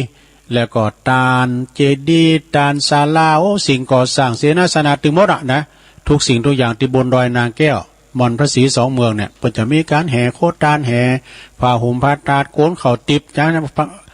โหวัด250 วัดดูตึงเจียงใหม่ตึงเจียงไฮ้นะจะมีเพลซ้อบนเนี่ยก็ไปกินแป้ตานกันเด้ออันนี้ปุ้นวันที่18 19 20มีนาเมื่อก่อน16 เมษายนก็ทรงน้ำพระธาตุปีที่2ที่วัดสันเมืองเนื้อวัดของบาอาจารย์เน้นหลักปัญโยนันหรือว่าท่านพระครูนันทบุญยเขตตุปีบุญเติมเน้อโปรแกรมนั้นวิวัฒน์ปัญโยยอดเขาเนาะที่วัดสันเหมืองนะกำหนดพระราชทานเพลิงศพในเมตตาบารมีธรรมท่านพระครูโอภาสวิหารกิจอดีตเจ้าวัดวัดสันไขยอมอำเภอสันทรายเริ่มตั้งแต่วันที่7นะ7ก็ลากพระศาสตร์เนออาราธนาศพขึ้นสู่พระศาสตร์เม้นใหม่นกหัสดีลิงวันที่13นี่ก็เป็นวันพระราชทานเพลิงศพแต่พระครูปลัดกิติพงศ์กิติโสภาโนอาจารย์แก่นเนอพระจะไปหับลงทานหับสังก็ติดต่อที่ตุปีแก่นเนอวันที่16 ถึง 21ก็งานออกเป็นพระราชทานเพลิงศพเนอมีนาเหมือนกันเนอ16 ถึง 21มีนานะงานออกเป็นพระราชทานเพลิงศพนั่นพระครูวรวัตรวิบูลย์นะหรือว่าครูบาบุญอดีตเจ้าวัดวัดหนองหอยตำบลป่าสร้างอำเภอป่าสร้างครูบาบุญในเปิ้นอายุได้76 พรรษา 43เนอะจากที่วัดหนองหอยนะ ก็ไปรวมทำบุญกินต้านด้วยกันนะแล้วก็ทำอย่างหนึ่ง ในวันที่อันนี้ดอกไม้บานไม่บานตลอดปีโอกาสดีไม่มีบ่อยครั้งก็ขอเชิญท่านสาธุชนผู้ที่มีจิตศรัทธาเข้าร่วมพิธีมหาพุทธาเทวาภิเษกรอพระเจ้ารอสมเด็จพระพุทธปฏิมากรนะพระเจ้าทันใจนามเปิ้นชื่อว่าหลวงพ่อทันใจสมปรารถนาประสิทธิมงคลเนอะพระเจ้าทันใจขนาดหน้าตักกว้าง99 นิ้วนะความสูงก็127 นิ้วแล้วก็ลมตอดทำบุญตอดผ่าป่าสามัคคีมหากุศลโดยสมทบทุนในการสร้างซุ้มประตูวัดสันห้างเด้อตำบลบ้านโลงอำเภอแม่อายมีอยู่2 วันเสาร์วันติดวันที่19วันที่20มีนาเด้อพิธีบวงสรวงเวลา9 โมงแล้วก็พิธีพุทธาภิเษกตลอดวันเด้อท่านพระอาจารย์อำนาจอัคคปัญโยตุปีจ่าน้อยพิธาจารย์ฝากประกาศมาเด้อศรัทธาเด้อก็ไปกินไปทานการที่วัดสันห่างนะวันที่12 กุมภาพันธ์นี้ก็เปิ้นจะมีงานตานเก้าอี้มานั่งเก้าอี้มานั่งเห็นครับปัจจ้าสุสานบ้านไรหล่อเนอะ12 กุมภานะตุลุงก็คงจะได้ไปจวยตุปีแอตัวชันเพลแล้วก็จะไปดอยนางแก้วนะชันเพลแล้วจะไปดอยนางแก้วและวันที่23ญาติโยมทั้งหลาย23 มีนาก็เปิ้นจะทำบุญอายุวัฒนมงคลในเมตตาบารมีธรรมหลวงพ่อท่านพระครูสุจิตานุรักษ์เจ้าคณะอำเภอฝางที่วัดพระบาทอุดมนำบ่อสาวานะแล้วจะมีการยกยอดชัดพระธาตุเจดีย์ตัวเนอะมีสืบชะตามีทักษิณานุปทานสดาก่อนจะไปลงทำบุญกันก่อนเจอเนอะงานบุญใหญ่เนอะสดาโดยเฉพาะกับพระนักจัดรายการโดยการนำของท่านพระครูอภิวัฒนวิกรมเปิดก็จะป้ากันไปตั้งแต่วันที่22 มีนาเนอะได้ไปแสดงธรรมตัวอาจารย์พระครูหลวงพ่อเปิ้นเจริญอายุมาได้69 ปีเนอะศรัทธาเนอะไปลมมุติตาจิตเนอะงานบุญใหญ่นะจะลองอายุวัฒนมงคล69 ปีแล้วก็ยกยอดชัดโดยติวัดพระบาทอุดมนำบ่อสาวาอันนี้ก็งานโน้มมีแล้วก็เนี่ยเนาะจบแล้วก็ก็มีงานข่าวสารงานบุญถับให้มีก็จะฝากตุลุงประกาศก็เตือนได้เนอะศรัทธาบ้านเฮาเมืองเฮานี่ก็มีข่าวสารงานบุญก็คือว่าเป็นการประกาศบอกเชิญชวนไปลมกินลมตาลโดยการแต่ว่ามันจะไปชุมนุมกันหนักลงไปนะโยมแม่สุนีกองบุญเนื้อสาธุชัตุฟังอยู่เจ้าแม่ครูทองคำที่วงคำเสาหินโอเคแปลว่าเนี่ยก็โอเคแปลว่าไม่ตกลงนี่ แล้วก็แม่อารีตุ่นเปาอันนี้สันกำแป้งเนาะแม่จันเพนคำโพธาก็ฟังอยู่เนอะแล้วก็อันนี้ปอบุญธรรมใจกาดหมูเปิงเนอะปอบุญธรรมเปิ้นก็จะไปปุณกัลยาณิวัฒนาทีมงานสายบุญจากท่านพระมหาวิษณุจารุธรรมโมเปิ้นจะไปตานผ่าป่าห้องยาอย่างนี้นะก็เปิ้นไปที่ถิ่นธุรกันดารก็ดีอนุโมทนาบุญด้วยนะแม่แสงชุติวงศ์อันนี้ก็ไม่ย่อยสันทรายคุณโยมชื่นใจไพรวันปางน้ำทุเนี่ย14 กว่าปะกันปุ่นนะแม่คำแดงคลองมีนะจากเมืองฟางเนอะแล้วก็ไอ้บรรจงการทวงอันนี้ปีไอแต่โหตัวแทนพี่น้องนำดิบเนอเนอะนำดิบเนอกฤษกรแสงเงินชัยตุปีโอมจากวัดทุ่งโป่งตำบลเหล่ายาวบ้านหงเนอะแม่พลอยมั่นนีจากสี่แยกปะหะเนาะตำบลเมืองจีนะน่านฟ้าเรดิโอจากลุงนิรันดร์ปันดอนตรองหน้าเป็นตักตังลายมาเนาะแม่สุทัศน์ดีมูลจากทุ่งปีแม่วางนะฟังอยู่เจ้าแม่เดือนเพนทิมวางโดยฟังอยู่นะเจ้าแม่น้องตัวเนอะปอบบุญศรีย่านนะพี่น้องเมืองฟางเนอะเจริญปอนเนอะฟังอยู่เนอะไอ้ดูปลงมงคลมูลชีพเนี่ยปลงรวยเฮาสอทอนะวันน้องเอิกนะฟังเพลงมนดีฟังเพลงบักเก่าโบราณมนดีครับนี่แม่แดงอัมพรเต้นดอกไม้จอมตองโดยแม่น้องโดยเนอะอาจารย์นิพนธ์คนโคราชโดยเนอะนะแล้วก็โยมมนฤดีจากพุทธนิมิตโดยแม่แดงดอกตันล่อมฟังอยู่เจ้าตุปีหนุ่มเนอะทีมงานวัดฝายหินทีมงานถ่ายทอดเสียงนอกสถานตีนะแล้วก็มี มีโยมกันดาศรีเนตรนะฟังอยู่เจ้าแม่หลวงสายฝนจันกุลนะจากน้องผาขาวพี่น้องหลายปิงโยมพี่ยุพินพี่น้อยหอมมาลาจากแม่หยวกนะในกลางเมืองเชียงใหม่เน้อหนาสารกลางแม่ทองคำคุณแม่ทองคำพรหมมินนะจากแม่แตงเด้อแม่จันเลื่อนใสแม่จันเลื่อนใสนี่ก็ปุ้นเปิ้นอยู่เวียงตาการกองเสบียงอันยิ่งใหญ่คุณแม่จิรพันธ์โมป้อปุ้นเปิ้นอยู่จังหวัดเดนมาร์กว่าเป็นจังหวัดที่ว่าตุลุงกับโคปลูอูกันพี่น้องบันไกอยู่ปุถุคานาอยู่ประเทศเดนมาร์กก็ยังฟังได้อยู่ด้วยโอ้ของติบแต่ดูอันเทคโนโลยีเนี่ยนะอันเทคโนโลยีนะอันเทคโนโลยีเนี่ยมันกิโลอะไรฮะก็เคยลิ่นกับเจจีนะเก๋ก็เยี่ยมซื้อมาสัก50 กิโลนึงอันนั้น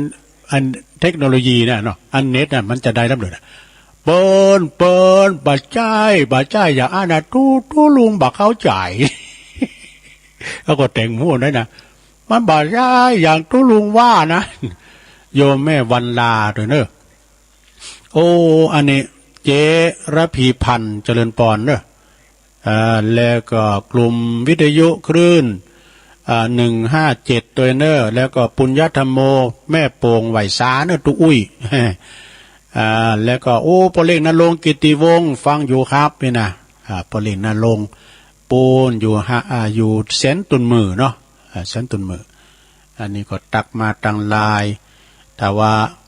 ได้ตักข้างไปก็ขอสุมาอภัยโอ้เจ้าอธิการวิชาสุจินโนเนอตุวิชาเฮาเจ้าคณะตำบลม่วงน้อยเจ้าอาวาสวัดป่าตานลูกศิษย์กตัญญูของหลวงปู่ครูบาจรจันทรังสีสัมเตอก็มีแถวตุปีลงเปิ้นอยู่ทุ่งพึ่งบนนั้นตุปีลงทุ่งพึ่งแล้วก็เปิ้นเป็นเจ้าหมูตุลุงเนี่ยกะนะแต่เปิ้นเป็นพระครูนะเจ้าคณะตำบลละก้าเนาะตุปีลงยานาวิโรเนี่ยเปิ้นเป็นพระครูละโอ้ในสายไปเจริญปอนเจ้าไอ้สาเจ้าโอ้ยายน้อยมาต่ออาชาซิเมที่ท่านบรรยายตะกี้เนาะเจ้าต่อเนอะการห้องไห้ก็ดีการเสาโศกก็ดีหรือการลำไรลำพันอย่างอื่นก็ดีบุคคลบอกควรทำทีเดียวเพราะว่าการห้องไห้เป็นตัวนั้นบอกเป็นประโยชน์แก่ญาติทั้งหลายผู้ละโลกนี้ไปแล้วญาติทั้งหลายยอมตั้งอยู่อย่างนั้น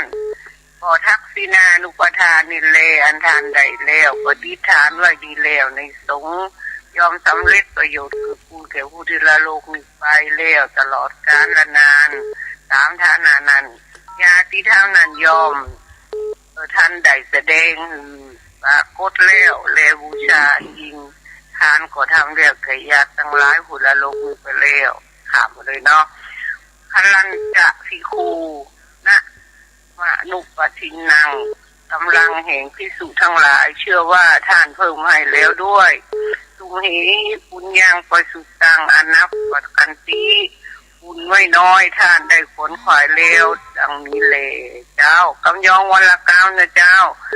กำว่าวัดใจหอมนะเจ้าภาษาไทยแปลว่าไม่ใช่ที่นะเจ้าไว้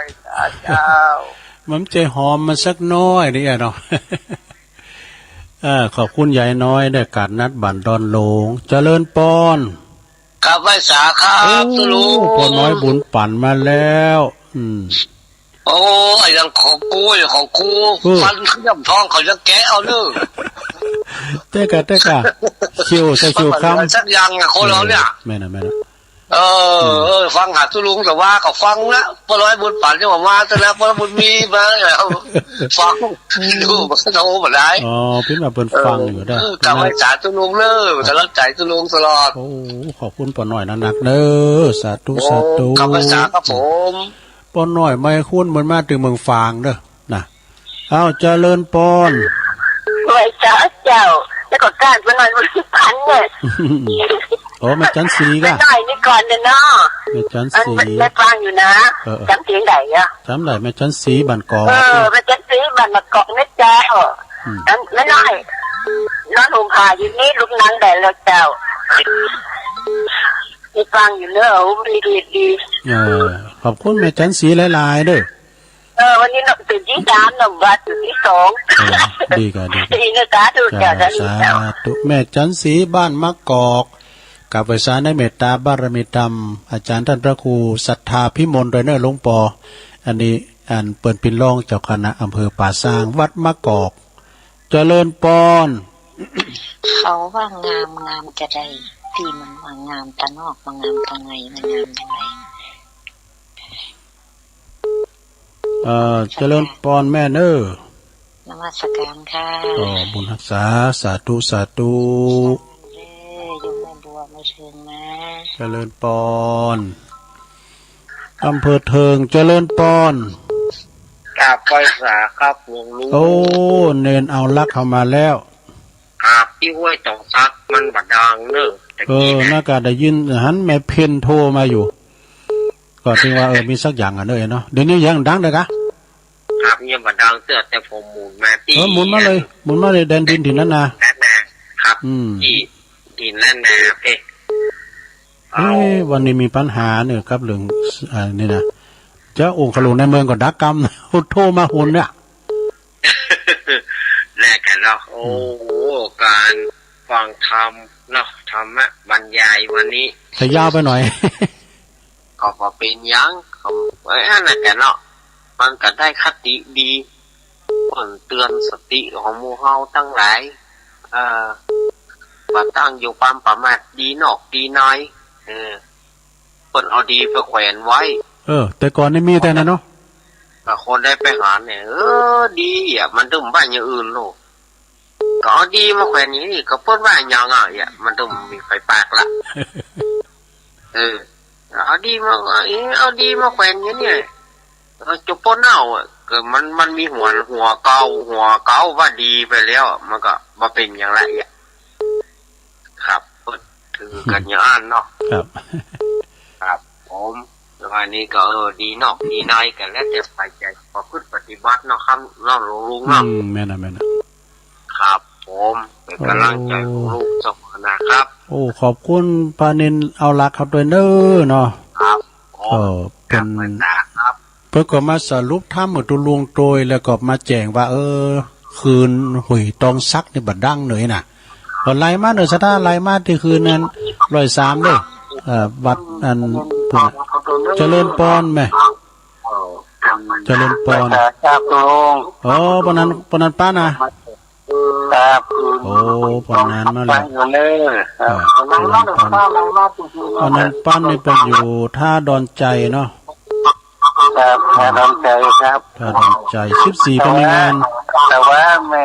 นั่นโทรไปไม่รายสายวันเองก็แม่หลายสายเป็นแม่ปลาแม่ปลาหลายสายเป็นโทรมาก็ขอบคุณปนานด้วยยินดีปนานปั้นมันกดดันดีครับนี้เนี่ยชัดเจนเลยเนาะปนานปั้นเนี่ยเป็นปิ้นจานโดยไปปอลูกเป็นปิ้นพระครูโดยได้ไวลูกเจริญป้อนแต่เป็นสาเจ้าตะลุงนี่เสียงป้อยแม่ซีทอนหน่อยเนาะเจ้าว่าเจ้านี่หนาวขนาดแต่ตะลุงแต่วันนี้ตอนนี้มันเพราะหนาวเนาะมันหนาวมันเย็นนะแล้วก็เมื่อวันนี้ร้อน นั่นน่ะมัน2ฤดูฟังแต่เจ้าแล้วเนอะชัดเจนดีนะเจ้ายินดีหลายๆเนอะแม่สีทอนเนอะอันนี้สายใช่ประการเนาะเจ้าแกไม่สาเจ้าขอบคุณเนอะสาธุแม่โบพันนี่ยิ้มลุกแต่ว่าแม่โบพันถามตับเต้าในลุกหล่าฮะวันเนี้ยเจริญเดี๋ยว0899556506เจริญปอนเจ้าค่ะพระสาเจ้าตุลุงฟังอยู่เด้อว่าถ้วยจ่องซักนี่มันได้ยินหลายนะขึ้น104เจ้าอะไรมาเนาะเจ้ามันดาวไปเหี่ยได้ขึ้นนะต้อง18เจ้าเน็ตถ้าจะลุดจ้าติดตามอยู่เด้อเจ้าได้ยินขึ้น104ได้ยินชัดเจนดีเจ้าดีแล้วหน้ากาดูหลายหาถ้ามันดักก็มุนนะเด้อเจ้าฟังทุลุงที่ห้อยสองซากเนี่ยกันเดียวมันหายไปกับเจ้าหลายหา ไม่เพี้ยนที่ขึ้น104เจ้าได้ฟังอยู่เด้อไม่เพี้ยนโทรมาเนี่ยเจ้าติดตามตลอดนะไหว้พระโดยธรรมดาเจ้าและเจ้าอ๋อขอบคุณเด้อเจ้ากับไหว้สาธุเจ้าตุลุงบอกว่ามันต้องมีอย่างสักอย่างนะเนาะไม่เพี้ยนเพิ่นโทรมานะไม่เพี้ยนขาวเตี้ยนะเป็นหวัดดักแต่เจริญพรไหว้สาเจ้าตันใดไม่อุ้ยนงอุ้ยนงสวัสดีปีใหม่ไทยสากล2565 Year of Tiger ปีคานเสือเต่ายี่อุ้ยเกิดมา84 7เราปีแม่แก้วชลา2481 20มีนาแค่ปิดตาเดียวเกิดมาในหน้าบุญหูลบเย็นหนาวคือไปบ่ายวันนั้นยาวไปหน่อยวันนี้เอาสั่นๆเนาะทำดีแน่เหมือนแหล่ทองคำฟังดิ้นจมน้ำสัก100,000 ปีลงเบาตาสู่เป็นรูปลือมีคงสดใสสีดีจริงวันนี้ขอโทษ FC ของตุลุงวันนั้นเนาะ ยาวไปหน่อยลบหนาว ไปเอาตะงอนตะเลเกาะบนตีมาขอสุมา FC ของตุลุงแล้วก็สวัสดีปีใหม่พี่น้องของคุดตะการของโมปิตะกงยิ้วของชีวิตริมน้ำปิงของไม่อุ้ยนะคะขอคืออยู่ดีมีสุขอายุวันโนสุขังบาลังกันทุกคนนะเจ้าสาธุอุ้ยนงแม่ครูนงหลักเนอะนี่นะเพิ่นก่อนมาสวัสดีปีใหม่ครับปางโม่หลวงพ่อกฤษปางโม่ครับอากาศเย็นอาจารย์อากาศเย็นเหมือนกันนะครับหลวงพ่อครับมาตรการครับเองครับอากาศยิ่งขวายก็ยิ่งหนาวครับมาตรการครับหลวงพ่อกฤษเนาะเพิ่นมาวยไปวยนี่ปางโม่ในอุทยานนะดอยสะเก็ดไหว้สานะครับนมัสการครับเจริญปอนไหว้สาเจ้าแม่แดงกะไทยตั้งได้มึงฝั่งเจ้าแม่คำแดงเจ้าแม่คำแดงมันไม่สุดน้อยเมืองฝาง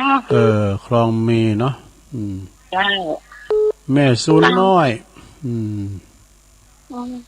ไม่ใช่น้อยฟังแต่ลูกเจ้าวันนี้ตี2 โมงไปถึงตี 2ไปฟังเปิดฟังรอทุ่มคนเดียวเนี่ยฟังพระบาทอุดมเนี่ยเนาะชัดเจนเดียฟังชัดเจนดี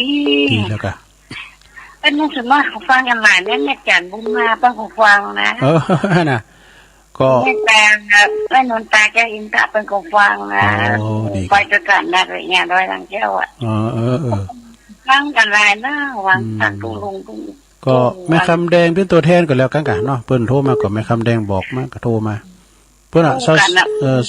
3ป้ากันนะที่พระบาทอุดมไปฟังกันกูเจ้ากูแรงกูตอนจริงตุลุงยองออกมาได้ก็ลุงเปิดฟังกูรูปกูตนกูโอ้งแต่ไม่ได้โทรมาได้เจ้าโทรมาถึงไปยังโทรมาเถอะเนอะเจ้าสัตว์ดูเนอบุญหักษาเนี่ยแม่คำแดงเด้อเจ้าเป็นกำลังใจให้เนอทุกรูปทุกตนทุกองเนอมาบอกว่ามันเนอฟังอยู่ตลอดนะเจ้าขอบคุณโตพี่น้องแม่ซุนน้อยเนอแม่คำแดงคลองมีเป็นกำลังใจกุศลกุองค์เจริญปอนกราบนมัสการท่านเจ้าสายบุญมาแล้วหลวงพ่อมานิดใช่อยู่พิชิตสังฆทานขวายเนาะไอ้ยังพูดไทยประแลดไปยังเป็นลูกขวายตื่นสายกันเนาะแต่สายกันเนาะแต่ตื่นสายมันยังไงก็ดีหมดอ่ะเนาะยิ่งขวายยิ่งหนาวแต่กับพิษไปอันยังก็ดีหมดอ่ะยกเว้นดีเนาะเป็นพิษทุกครั้งนะนั่นไปฉีดมันยุงตายคนตายด้วยนะก่อนเป็นอาชีพตามข้างฝาหมดโอ้โหนะลุงเนาะในการนั้นก่อนนะอันแต่กะเกิดการไข้มาลาเรียไข้ป่ายเนาะอันนั้นดีทีเป็นห้ามใจเนาะมันเน่าไปยังว่าดีอยู่อ่ะอันนี้ลากในก่อนเน็ตเหมือนแล้วเนาะมันเน่าดีเนาะแน่ต้องลงท้ายว่าดีแล้วเนาะเสียงเทศของสุยองก็ดีครูบายองก็ดีนะผมตั้งให้เลยครูบายองนี่นะเนอะ การฟังธรรมแล้วเป็นธรรมะใจเขาสดชื่นม่วนใจตื่นมาได้ยินเสียงธรรมะธรรมโมอย่างแม่สุกแก้วแล้วก็ได้ยินเสียงไก่ขันตัวเจ้าตักกันโทหากันไล่หากันเนาะก็มันก็มีมอเอียนะความสุขเนาะมันก็คือมันตื่นเจ้าก็ฟังกันไปอะกะเนาะนั่นแหละอันไหนที่มันเป็นความสุขที่ถูกที่ชอบเอาไปเลยไปจะมาสุขเขาลั่นเล่าลั่นยาเนาะจะเฮฮาโจนไก่สุขได้ทุกเมื่อแต่ขอสุขคือถูกทางเนาะถูกต้องเลยดีก็คือดีคือถูกทางจะไปดีทางที่มันดีชอบกินโกงกินจุเปิ้นลอกเปิ้นอันนี้ดีบ่ค่อยดีแต่ใดเนาะดีคนตัวเก่าแต่เอาความบดีคนอื่นแต่เอาคนสะท้อนกลับนั้นกลับย้อนมาละมูจิตมูที่ประพฤติอย่างอิ่มว่าจะเป็นสมณะหรือจะเป็นอย่างแล้วแต่ถ้าเป็นสมณะก็ได้ติ๊กเป็นนุ่งเจียวอย่างเก่าเขาถึงเอาเจียวท่าห้าละเจียวยืนเนาะวันนี้โมนละอันนี้โนนไปศึกเนอะที่ว่าเจ้าคณะทำโพเนี่ยนะเพราะว่าท่านประพฤติประสอบกันอันนี้มันได้แล้วเนาะอันไหนที่มันนอกรีดนอกห้อยว่าใครสักคนอ่ะเป็นตัวเจ้าเมินนานได้เป็นเจียวลังอย่างเก่าละเตียวลังอะเจียวลังอะเอาพอดีแหละลุงเนาะครับไหว้ศาลนะครับขอบคุณครับผมขอบคุณเนอะโธ่หลวงพ่อมานิถาวโรเปิ่นมาเสริมแถมแล้วก็เปิ่นมาขอคิดทำหลายอย่างขอบคุณเนอะแม่จรูนก็ไหว้ศาลเจ้าคุณแม่จรูนปกปิงเมืองเจ้าตะปุ่นหนาวป่ะเจ้าพอให้พอดีนะแม่เนอะพอให้พอดีเพราะหนาวแต่ว่ามันควายมันหนาวนะยิ่งควายยิ่งหนาวควรจะมีจะหนาวมาแห่งกรรมนะแม่น่ะช่วงวันที่ผ่านมานี่เกิดนักแกงกันนะท่านได้กันเจ้าดูแลสุขภาพด้วยเนอะขอบคุณแม่เนอะบุญทักษานะแม่เนอะคุณแม่จรูนพ่อไปบุญปกปิงเมืองอันนี้ก็ใจเกินร้อยเนอะกินต้านที่ไหนก็ไปลูกบ่าวบนขับรถไปส่งเจริญปอนยายพรมาแล้วยายพรร่องบัวแดงสันกำแพงเชียงใหม่ยายพรลุงเจ้าละกะลุกตื่นมากเจ้าแล้วเนาะดีกะดีแล้วเดี๋ยวนี้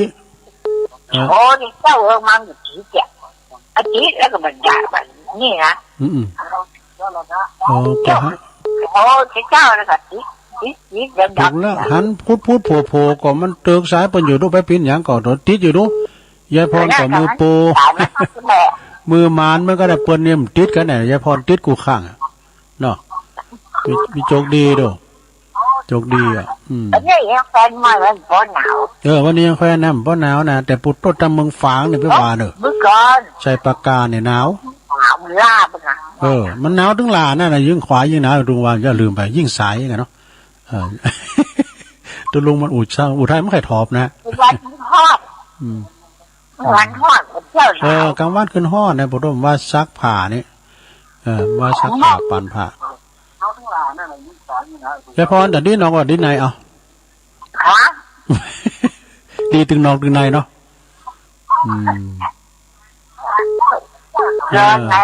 ในบ้านมันอุ่นว่ะดีดังในขึ้นอุ่นนะบอกแต่พอมาดีดังในมันอุ่นดีนะไงไม่ลืมเนอะ14นะป้ากันเนอะคุณแม่กันดาเพื่อจะทำบุญย้อนหลังนะไปทำไปเสียโอกาสนะโดนเป็นเกมรางวัลเห็นแล้วบทขึ้นบ้านใหม่ย้อนหลังขอบคุณเนอะผู้โทรมาดำเนอะผู้โทรมาดำนมัสการเจ้าเจริญปอนได้สาเจ้าแม่อยู่ตั้งใดแม่อุ้ยสาวนะกะอุ้ยสาวยังกับทุ่งตะวันนะเจ้าทุ่งตะวันเจ้าอุ้ยสาวฟังตุลุงทองน่ะตุลุงทองจบฟังเพลงรับไปรับบัตรจับตื่นมา3 โมงพอดีทุ่งตะวันโมงพอดีทุ่งตะวันนี่อยู่เมืองวะกะอยู่เมืองวะเจ้าเมืองวะลงเหนือดอยสะเก็ดเมืองวะลงเหนือลูตุลุงอันจื่อปันโทตะกี้ปุ่นเคยไปเอี่ยวบ้านอุตสาหกรรมแล้วเคยไปบ้านหลวงพ่อมานิดนะหลวงพ่อครับหลวงพ่อมานิดหลวงพ่อมานิดปลดโต๊ะก็เคยมากราบปลดโต๊ะอันนี้ก็นักจัดรายการมก.เชียงใหม่ไปปีใหม่ยังเพิ่นจะไปดำหัวถ้าตกเจ้าอันนี้เปิ้นเรื่องเมืองกะเปิ้นหูตีโมดไปแต่เจ้าก็ หานเปิ้นแต่เขาไม่จักเปิ้นนะเนาะวันนั้นก็ตุลุงก็ไปป้าเตือนกับพอตใส่แมสได้นะผมก็โอ้ตุลุงไปไหวตีติดเจ้าหายเหรอแปลว่าตุลุงกันราศีเป็นขืนหลวงพ่อมณิตนะปโตวันตรุษจีนเปิ้นได้เปิ้นแจกซาลาเปาย่ะเนี่ยไม่ใช่หรอซาลาเปาเนี่ยแจกอ่างเปาแม่สาวคุ้มตะวันขอบคุณนะแม่เด้อแม่ฟังท่านประจำเนอะคือกำลังใจท่านด้วยเนอะพุกก็มาอยู่เนอะพุกนะพุกก็มีกิจกรรมยาพรเก่งเนาะยาพรในบทมือโปรได้นะเอาขอบคุณเนอะสาธุเวลาตุลุงยังหลายอยู่เนอะโทรก็เข้ามาเนอะโอ้อันนี้สายหลวงพ่อสายอันประบุญตันมาแล้วเจริญปอนพ่อบุญตันป่าไร่มันรุดตะกรรมกระสุนมันก็ติดรุดนะเนาะอย่างให้ยายพรเนี่ยถ้ามือข้างแรกกันติดรุดอ่ะการมันไหลจะไหลจะหาที่ใดไหลไปที่แดนดินเนอะแดนดินถิ่นล้านนาน่ะดีแล้วมันที่นี่เป็นดักไปนะห่วยตองซักอ่ะห่วยตองซักดักไปกำลังใจตะลุงเด้อขอบคุณป้าบุญตันได้ลายเด้อไปสากันปอบุญตันมาก็กึดไปถึงไปตั้งปอคูโอนนะบอกเปิ้นเป็นกูกันปอคูโอนบ้านเป่าเม็ดแดงเอาเจริญป้อนไปสาตุงโอ้จอมอยู่นะครับผมสมาโจกดีฮะวันเนี้ยปอเล่งโอ้ดีโจกดีจอมอยู่2แผ่นดินฝากหาแย่พรว่ะห่านลุงอู้เนี่ยวันแล้วเราฝันให้แย่พรโอ้ใช้แว่นตายว่ะแย่พรอ่ะพอแย่พรโอ้ขึ้นมายังบอกกันฮะว่าลืมไปหรอใช้แว่นตายในฝันเพราะฝันให้แย่พรอ่ะถามบ้านบ้านเลขที่ยังอ่ะถามบ้านเลขที่บ้านเรายัง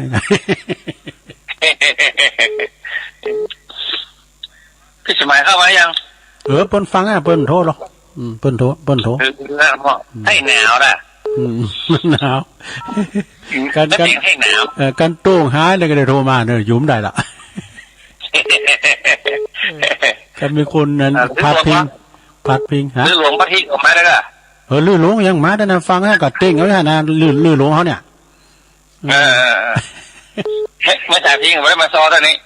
ไม่ใช่พิงกับเต้งเขาเนี่ยเนาะเรื่องมาเด้อเวลาไล่อยู่ด้วยเนาะก็เดี๋ยวอาจจะมาอยู่ก็ได้ให้พดจดมาละเต้งมือพวกแปะพวกเนี่ยไม่ใช่พิงน่ะเนาะเดี๋ยวคนอื่นเข้าหน้าตรงเราโอ้ขอบคุณหลายๆเนอะพี่ไอเนอะเป็นกำลังใจฟังกูวันแหละโตปดโตอันนี้มันแจ่มห้ามดีเนอะจอมหยุด2แผ่นดินนะลามจ้างละปูนตุนปุ่นน่ะเปิ้นฟังตลอดแต่ว่าเปิ้นโทมเข่าได้วันนี้โชคดีกะเจริญปอนพระพุทธเจ้าพระองค์ตั้งได้แม่อยากมาทำแก้วปลาแดงไม่อายเจ้าโอ้แม่ขันแก้วปลาแดงไม่อายเมื่อเจ้าว่าแต่ก็บัดติดเมื่อโตก็บัดติดปลาได้ไม่อายอันไก่กับบานนั้นแม่จันฟ้องน่ะเนาะห้องสีดอ่ะเจ้าไม่ใช่แม่ไปบ้านเขาแม่จันฟ้องนี่ปลาแดดนี่เนาะเจ้าแล้วไปเขาไปเขียนพิษเป็นหน้าห้องน้ำมันได้แก้ไขแล้วเขาว่าปลาแดงเนี่ยปลาแดดเนาะปลาแดดตำบุญบันลงอำเภอไม่อายตำบุญเดียวกันนะเนาะตำบุญบ้านหลวงตำบุญเดียวกันเจ้าถ้ามีเวลาก็22 ก็ป้าการเรื่องพัดพระบาทอุดมบุญนะเราว่าจะไปอยู่นั่นข้าเจ้าจะไปวันที่22จะไปตั้งซุ้มจตาเอาซุ้มจตาไปถวายโอ้ดีกำแล้วและปดโตถวายซุ้มขจตาเนี่ยคุ้มครองเนอะดีก็ดีถ้าเผื่อวันนั้นก็จะได้ป้าตุลุงอยู่เนาะป้ากับปอเล็งนรงเขาเดี๋ยวไปดูปอเล็งนรงคิดที่วงอ่ะเพิ่นโทรมาทางไลน์เพิ่นอู่กันตลอดอ่ะน่าว่าถ้าโทรมาได้ก็ได้โทรหลังไม่เลยโทร3 วันแล้วมันได้ก่อนมีอย่างก็โทรมาหลังไม่ก็ได้กับว่ายินดีเนอะสาธุอันนี้เปิ้นจะไปถวายซุ่มสืบชะตาของหลวงพ่อโอ้ดีกำแล้วเนอะ นี่จะเราทำกันได้ง่ายๆนะถ้าว่าเปิ้นคือปูจ้ากัน3 ปั้น5 ปั้นก็เรื่องนี้นะมันมีครบหมดเจริญปอนเจริญท่านยมโอ้แม่จันสีแจ่งโฮลินเจ้าแจ่งโฮลินเนาะไม่ฟังฟังเจ้าแล้วเนาะเจ้าแจ่งโฮลินฟางโอ้ฟางนี่มาหลายสายเนอะไม่อายด้วยขอบคุณแม่จันสีเนอะโอ้พอหน่อยบุญปันก็มาแล้วเนาะพอบุญมีเนี่ยมาดำเนินนะ08เจ้าตุลูเจริญปอนแม่อยู่ไหนสวรรค์รักในประการเจ้าแม่สวรรค์รักโทรมาหาตู้ลุงบ่อยอยู่ชัยประการเนาะเจ้าบางทีก็โทรหลังไม้ตู้ลุงมาฮับเจ้าเตือนตู้ลุงกับมีการนะกำลังใจนะเจ้าตามผู้เจ้าผู้แรงเจ้าขอบคุณหลายๆเด้อขอบคุณหลายๆเจ้าสาธุนี่ชัยประการเด้อชัยประการนะเจริญพรไว้สาเจ้าตุลุงตันได้จ้ะเป่าเจ้าแม่ชีกันทันเนี่ยเจ้าแม่แล้วเจ้าติดตามอยู่เจ้าดีกันเจ้าทันนี่เวียงป่าเป้าปอเจ้าคือกำลังใจตุลุงเด้อฟังทั้งเจ้ามาแล้วเจ้าขอบคุณหลายๆเด้อสัตตุเจ้าแม่จันเขาได้ไปกาดอยู่ก้าแม่จันแต่งเยื่อปอลงวินเขาเนี่ยฟังเพิ่นฟังใดนะปอลงวินนี่ฟัง104พดแพ้ปุ่นเวียงป่าเป่าสันขีดเล็กปุ่นแต่แม่จันปังเยื่อนี่เพิ่นฟังตังมือถือไอ้หรอกเพิ่นว่านะแต่ได้เทคโนโลยีเนี่ยก็เวลามันดับพุบอย่างเดียนหวยตรงซักเนาะมันก็มีอย่างดิ่มดีกว่าหนูจ้ะหรือว่ามันจะลิ่มจ้ะคุณครับมันรับจ้ะเนาะมันเพ่นเนจะได้มันก็เหมือนดั่งใจเฮาน่ะพระครูเพิ่นว่าสิ่งที่แน่นอนก็คือสิ่งที่ไม่แน่นอนเนี่ยเนาะฉันด้วยเฮาตั้งใจได้น่ะตั้งใจได้น่ะก่อนนี้มันฟังได้ไกลเนาะมีคืนเดียวเนาะมีคืนเดียวพอตุนรุ่นนี้หอบเอาอันอุปกรณ์อุปกรณ์มาเนี่ยเจตาละเนี่ยบาได้ออกเด้อมันบาดังเน็ตมันก้นเน็ตมันกูนวะเน็ตมันลุ่มแล้วเนาะเจริญปอนก็มาสักการเจ้ากำลังเดินทางไปกาดเนี่ยได้ยินเตียวอยู่นี้แม่จันสมก็ฮอดค่ะหนาวกับตุลุงฝนหนาวเหรอไม่สาวไม่อายนี่ว่าหนาวแต่หนาวเนี่ยนะตัมปูนไม่ไว้ตั้งใต้ฟองเหรอฝนก็ตกหนักดีนะตัมปูนก็ลูกมานี่มือจนก็เจ็บหมดอันนี้แสดงว่าเป็นติดตามแต่ขณะเที่ยวไปกาดไปยังโทรมาอยู่นะขอบคุณหลายๆแต่เนี่ยมันจะสมเที่ยวไปกาดโทรตัวปีนอย่างคือกำลังใจนั่นตุลุงขอบคุณหลายๆเนอะขอบคุณหลายๆสาการเจ้าคุณอยู่ไกลกาดคุณอยู่ไกลกาดนี่แต่กินยังก็ได้นะอย่างที่วัดดุงโลงวัดดุงโลงน่ะบทกาดเป็นไก่ตัวจะกินยังเจริญปอนไอ้ป้าเจ้าตุลุงฟังอยู่เด้อแม่บุพัดกลางหงมาแล้วแม่โบพัดโอ้มันแบบตีแต่มันตายมันลายเนาะพยายามเจ้าฟังมาวันกับฟังนะแต่มันแบบตีพยายามเพราะว่าเขามาคือว่าขนาดย่ายพ่อเนี่ยปนยังติดอีกเนาะใจความเป็นพี่ยังแหละเวลามันดึงหนักแปลงใจหากันเนาะกำลังใจตุลุงเนอะขอบคุณแม่โบพัดเนอะสาธุนี่กลางหงแม่แดงเนาะสาธุเป็นแม่ครูของเนอะอยู่กับประธานเป็นเงินเนอะขอบคุณหลายๆเนอะเนาะ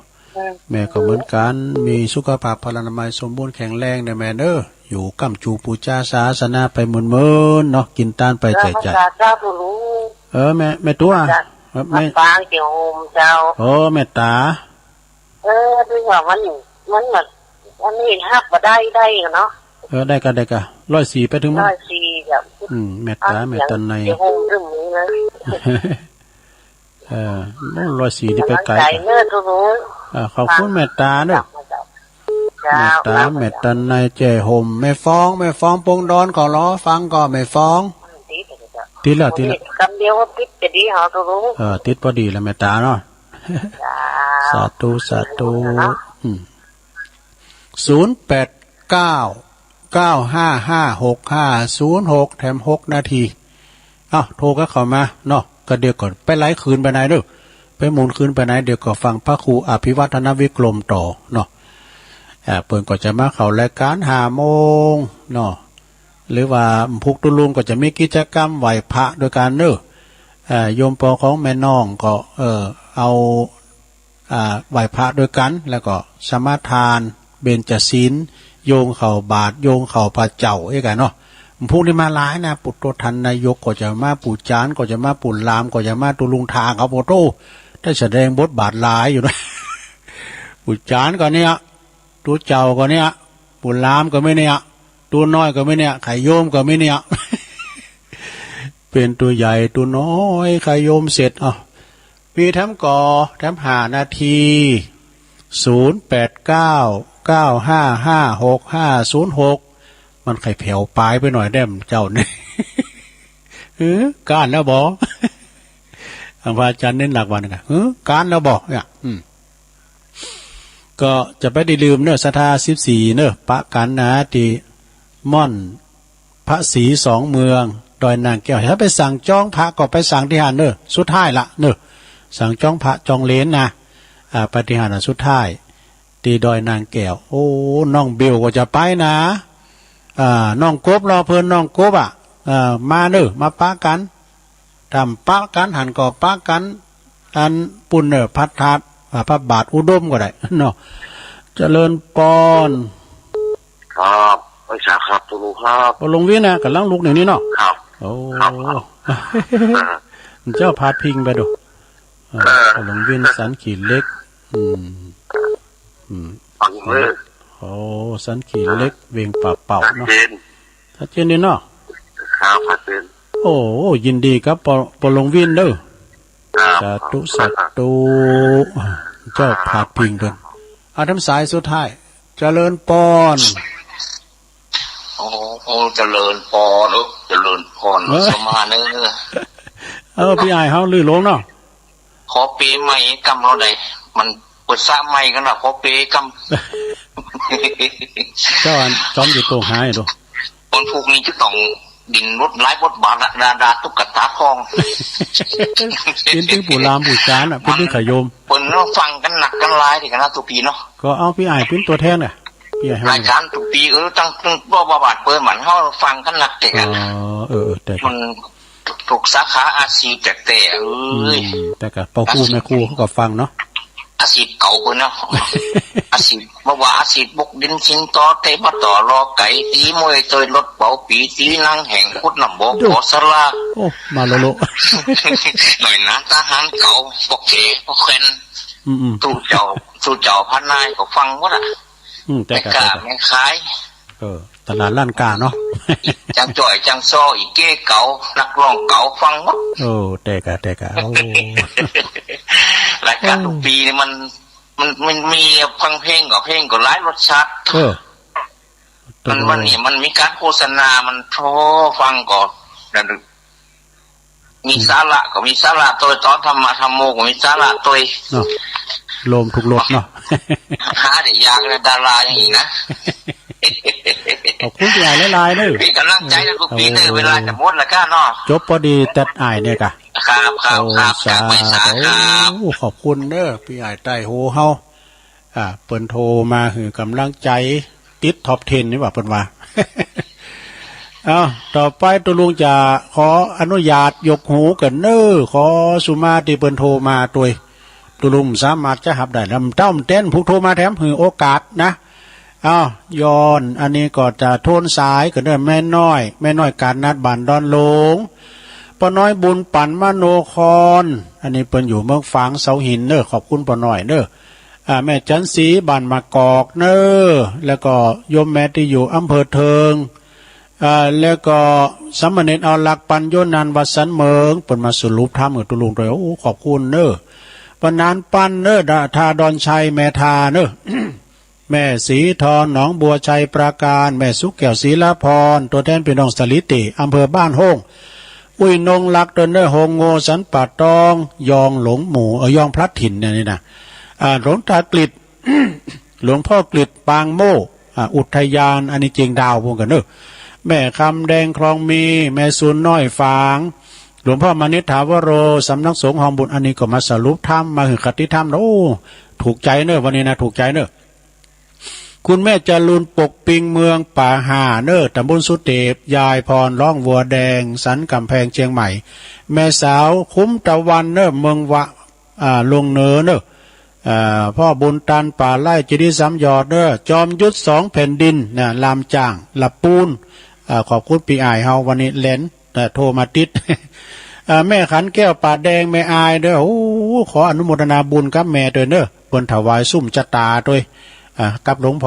พ่อสุจิตานุรักษ์แม่จันสีแจงโหรินฝางแม่สวลักษ์ชัยปาการแม่จีกันธนีเวงป่าเป่าแม่จันสมมณีจักหลังกาดแม่สาวเตียวไปก็โทรไปกาด แม่บัวพัดกลางหงด้วยแม่แตงแม่ตาแม่ตานายแจ่หมหลวงปลงวินสันขีเล็กสุดท้ายพี่อายใต้หัวน่ะลื่อหลงบันทิน่ะตัวแทนพี่น้องบันทิก็ขอบคุณกูเสงกูสายเนอก็ตุลุงก็จบเวลาพอดีประคับประคองเวลามาด้วยกันเนาะนำรายการจากลาศรัทธาไปก่อนเนิ่มพวกเจ้าปักกันให้ใหม่นะเจ้าปักกันใหม่โชคดีมีใจเหมือนกันจุโกจุตานเนอจัตตารโอธรรมาวัฏันติอายุวันโนสุขังปะลัง